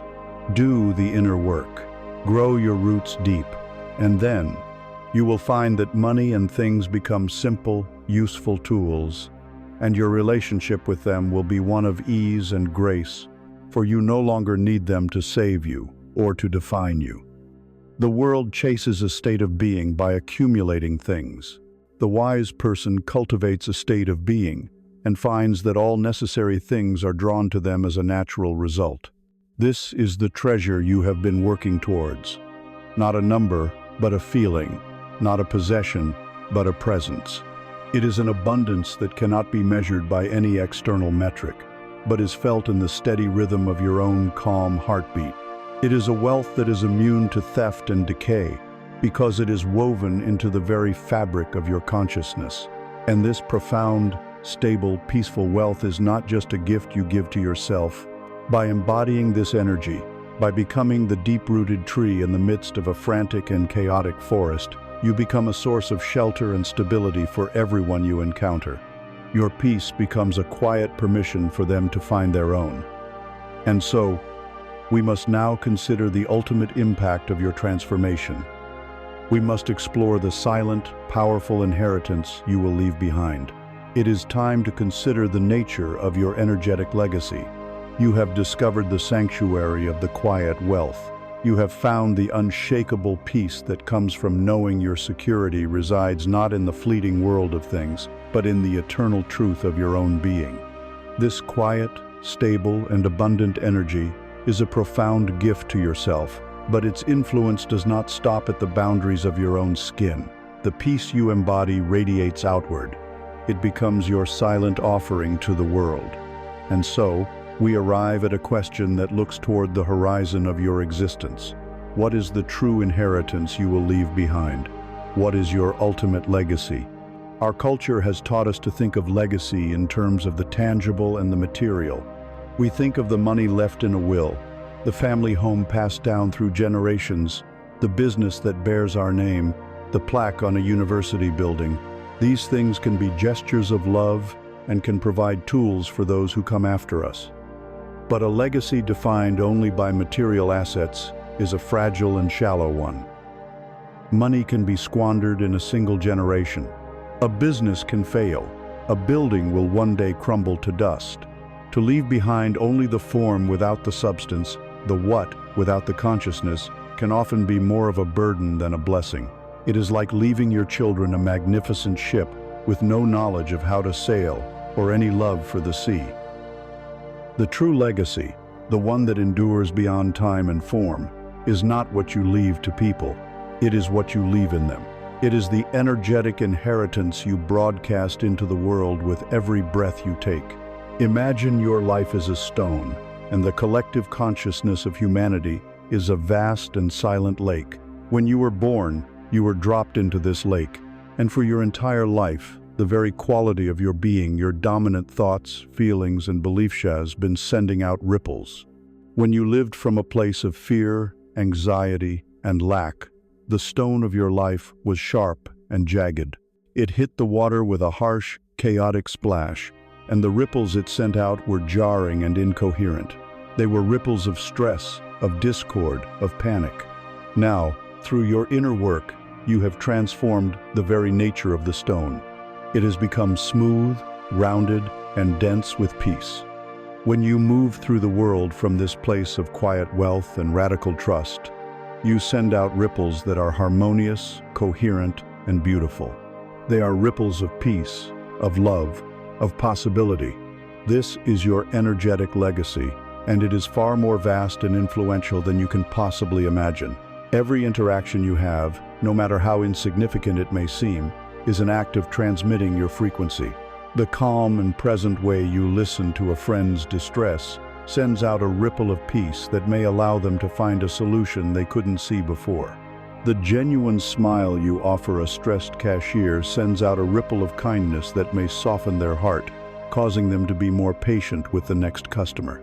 The trust you embody as you navigate a business challenge sends out a ripple of stability that may inspire a colleague to not give up on their own dreams. These ripples travel far beyond your immediate perception. They touch shores you will never see. The person you calmed then goes home and shows more love to their child. That child, feeling secure, grows up with a stable nervous system and becomes a compassionate leader who influences thousands. You will never be able to trace the full impact of your transformed consciousness, but you can be certain that its effect is endless and profound. You are constantly teaching the world which song to sing, simply by the song you are singing within your own heart. This is the physics of your inheritance. We are all energetic beings, constantly broadcasting and receiving. When you hold a strong, coherent frequency of peace, you are like a powerful tuning fork. Those around you who are in a state of chaos and anxiety are like untuned instruments. By the law of sympathetic resonance, your clear, stable frequency can help to bring them back into harmony. You do not need to preach to them or even advise them. Your very presence, the silent broadcast of your nervous system, becomes a form of healing for the world. You become a walking sanctuary. This is the sacred responsibility that comes with your awakening. You have the power to calm the storm in others, simply by having calmed the storm in yourself. Think, too, of the legacy you inherited. You received not just a genetic code from your ancestors, but an energetic one: their fears, their limiting beliefs about money, their unhealed traumas. Perhaps your greatest gift to the world, and to the generations that will follow you, is to be the one who says, "The buck stops here." To be the one who consciously feels the fear and transforms it into trust. To be the one who heals the ancestral wound of lack and replaces it with a new legacy of worthiness. To pass down not the poverty consciousness of the past, but the quiet wealth of the present. This energetic legacy can be understood through the 4 pillars of true wealth you have cultivated. By mastering your time, you give the world the priceless gift of your presence. In an age of distraction, to be with someone and offer them your undivided, unhurried attention is an act of profound love. You leave behind a legacy of moments where people felt completely seen, heard, and valued. Your presence becomes a quiet protest against the frantic pace of the world, reminding others that it is possible to be still. By cultivating your health, you give the world the gift of your vitality. Your vibrant energy, your clear eyes, your relaxed posture, these things are an inspiration. They are a living testament to the possibility of living in harmony with one's body. You become a source of positive contagion, silently encouraging others to honor their own physical vessels. You leave a legacy of well-being, demonstrating that a rich life is an energized life. By embodying peace, you give the world the gift of your stability. You become the deep-rooted tree in the middle of a raging storm. While others are swept up in the winds of collective panic and fear, you remain centered. Your calm nervous system acts as an anchor for your family, your friends, and your community. People are subconsciously soothed in your presence. They feel safe. You leave a legacy of being a harbor, a place of refuge in a turbulent world. And by nurturing your connections, you give the world the most powerful gift of all, your love. The compassion you show, the forgiveness you practice, the generosity you circulate, this is the energy that truly heals the planet. It is the ripple that dissolves fear, melts separation, and reminds us of our shared humanity. All the other pillars exist to support this one. You leave a legacy written not on a will or a monument, but in the hearts of those you have touched with your kindness. Your life itself becomes your message. Your greatest impact is not in what you achieve, but in who you become. The world has enough loud, successful, and anxious people. What it desperately needs are more quiet, peaceful, and abundant people. It needs more deep-rooted trees. It needs more calm harbors. It needs you, in your most authentic and awakened state. The ultimate question to guide your life, therefore, is not, what do I want to leave behind? But, what energy do I choose to radiate, right now, in this very moment? For your legacy is not created at the end of your life. It is created in every present moment you choose to inhabit peace, to embody trust, and to radiate love. This is your purpose. This is your gift. The beautiful, silent fragrance of your soul is your true and lasting inheritance. As you fully embrace this truth, as you relax into your role as a living, breathing legacy of peace, you may begin to sense a final dissolution, a final merging. The subtle sense of separation between you and the world, between your inner state and the outer reality, begins to blur. The distinction between the river and the source, the giver and the gift, starts to feel like an illusion. It is time now to take the final step of this journey. It is time to experience the great unification where you realize with every fiber of your being that you are not just in the flow, you are the flow. The fragrance of your soul is now your legacy. The peaceful, trusting, and abundant energy you embody is your silent, constant gift to the world. As you relax into this truth, as you cease all effort to become something more and simply allow yourself to be what you already are, a final, beautiful dissolution begins. The subtle, persistent feeling of being a separate self, a lone individual navigating a vast and external universe, starts to fade. The boundary between the observer and the observed, the seeker and the sought, becomes porous and then transparent. This is the final step of the journey. It is the great homecoming. It is the realization that you are not a drop in the ocean. You are the entire ocean in a single drop. It is the unification, where you discover you are not just a conduit for the flow. You are the flow. Consider a wave on the surface of the sea. From its own limited perspective, the wave has a distinct identity. It has a beginning, a moment where it rises from the deep. It has a life, a journey across the surface, where it may see itself as large or small, powerful or weak, in comparison to the other waves around it. And it has an end, a moment where it crashes upon the shore and disappears. This is the story of the human ego. We see ourselves as separate beings, born into a world, living a finite life, fearing our end, and feeling apart from the great whole. We strive, we compete, we seek, all from the perspective of the lonely, separate wave. But what is the wave, in truth? Is it really separate from the ocean? Can you take the waveness out of the water? The wave is simply the ocean itself, rising up to express itself in a temporary, beautiful, and unique form. The wave is made of ocean water. The power that moves it is the ocean's power. The intelligence that shapes it is the ocean's intelligence.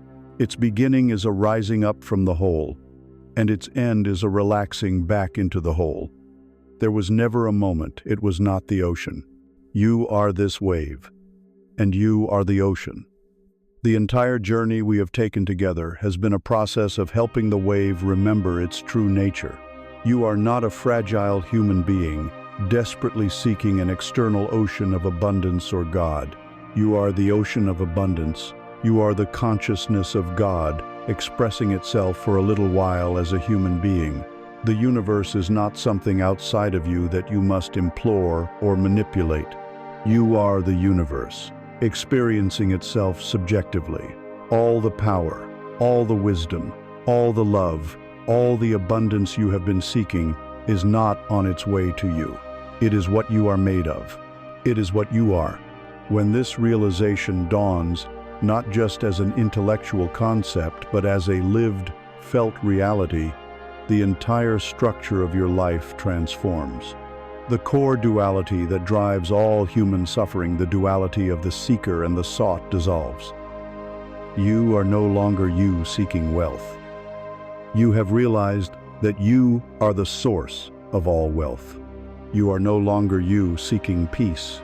You have realized you are the silent, peaceful awareness in which all things arise and fall. You are no longer you praying to a separate God. You have realized that any thought or prayer is simply God, or consciousness, thinking a thought within itself. The search is over. The seeker has merged with the treasure. We have used the metaphor of the river and the conduit. This was a crucial step to move you from the stagnant pond to a life of flow. But now we take the final step. You are not the riverbed through which the water flows. That still implies a separation between the channel and the current. Now you must realize that you are both the river and the water. There is no distinction. You are the living, moving, intelligent current of life itself. What does it feel like to live from this place of unification? The need for effortful action begins to fade. Things simply get done through you. The right words are spoken, the right decisions are made, not from a place of anxious mental calculation, but from a deep, intuitive flow. You are no longer the one who has to figure everything out. You become a willing and joyful instrument for a greater intelligence to express itself. This is the state of effortless action the sages call Wu Wei. It is the ultimate efficiency. The personal fear of loss, failure, and even death begins to lose its terrifying grip. The ocean is not afraid of one of its waves crashing upon the shore. It knows that this is not an end, but a transformation, a returning to the whole from which a new wave will be born. When you know yourself as the ocean, you can watch the waves of your own life, your successes, your failures, your joys, your sorrows with a new sense of divine detachment and even amusement. Life is no longer a serious problem to be solved. It becomes a beautiful and magnificent play to be witnessed and enjoyed. From this state of oneness, true compassion is born. When you look into the eyes of another, you no longer see a separate other. You see another wave of the same ocean. You see the same consciousness that you are, looking back at you through a different window. Competition, jealousy, and resentment become energetic impossibilities, for how can the ocean be jealous of itself? You begin to act with unconditional love, not because you are supposed to, but because it is the only logical response to the truth of reality. Your desire for things does not necessarily vanish, but its quality is utterly transformed. You no longer desire a bigger house or a nicer car to make you feel safe or to prove your worth. You, the ocean, need nothing to complete you. Instead, you may desire to create these things for the sheer joy of creation, as an artist enjoys playing with paints. The things of the world become props in a beautiful, divine play, tools with which the universe can express its creativity through you. The desperate, needy grasping is gone, replaced by a light, playful, creative spirit. This is the homecoming.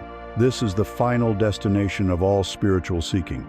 It is the realization that you were never separate from the good you sought. You were never a sinner cut off from God. You were never a mortal being fighting for scraps from the universe's table. You have always been, and will always be, the whole, the source, the flow itself. All your work of clearing your past, of shifting your beliefs, of trusting the process has been about removing the layers of illusion, the mistaken identity of the separate wave, so that you could remember the magnificent, eternal, and boundless truth of your being as the ocean. The journey is complete. The search is over. You are that which you have been seeking. Welcome home. And so, we arrive not at an end, but at a quiet beginning. Take a deep, gentle breath and allow the energy of these words to settle within you. Feel the simple, solid reality of your body, the air upon your skin, the silent, rhythmic beating of your own heart. You have traveled far, not across oceans or continents, but across the inner landscapes of your own consciousness. We began by listening to the fearful echoes in a haunted room and have ended in the silent fullness of the open sky. We stood as the anxious owner of a stagnant pond and now know ourselves to be the ever-moving river. We saw ourselves as a lonely wave, fearing its own dissolution, and have remembered the timeless, boundless truth of our being as the infinite ocean. And what of money, the subject that launched our journey? You now know its great secret. Money has no voice of its own. It is a perfect mirror, reflecting the face you show it. It is a loyal and obedient servant, bringing you the precise physical correspondence of the song you are singing in your soul. It is a neutral and powerful current, flowing effortlessly through the open channel of a grateful heart. You no longer need to chase it, to fear it, to worship it, or to condemn it. You have understood that the state of your wealth is merely a testament to the state of your union with yourself. If you are to carry one truth from our time together, let it be this. Hold it in your heart as your compass and your guide. I am the source. The world is the echo. You are the source of the feeling, the belief, the vibration. Your outer world, in all its magnificent and mundane detail, is simply the echo of that source. To change the echo, you no longer need to shout at the canyon walls. You no longer need to analyze the echo's quality or bemoan its sound. You simply turn your attention inward to the source, and you change the sound you make.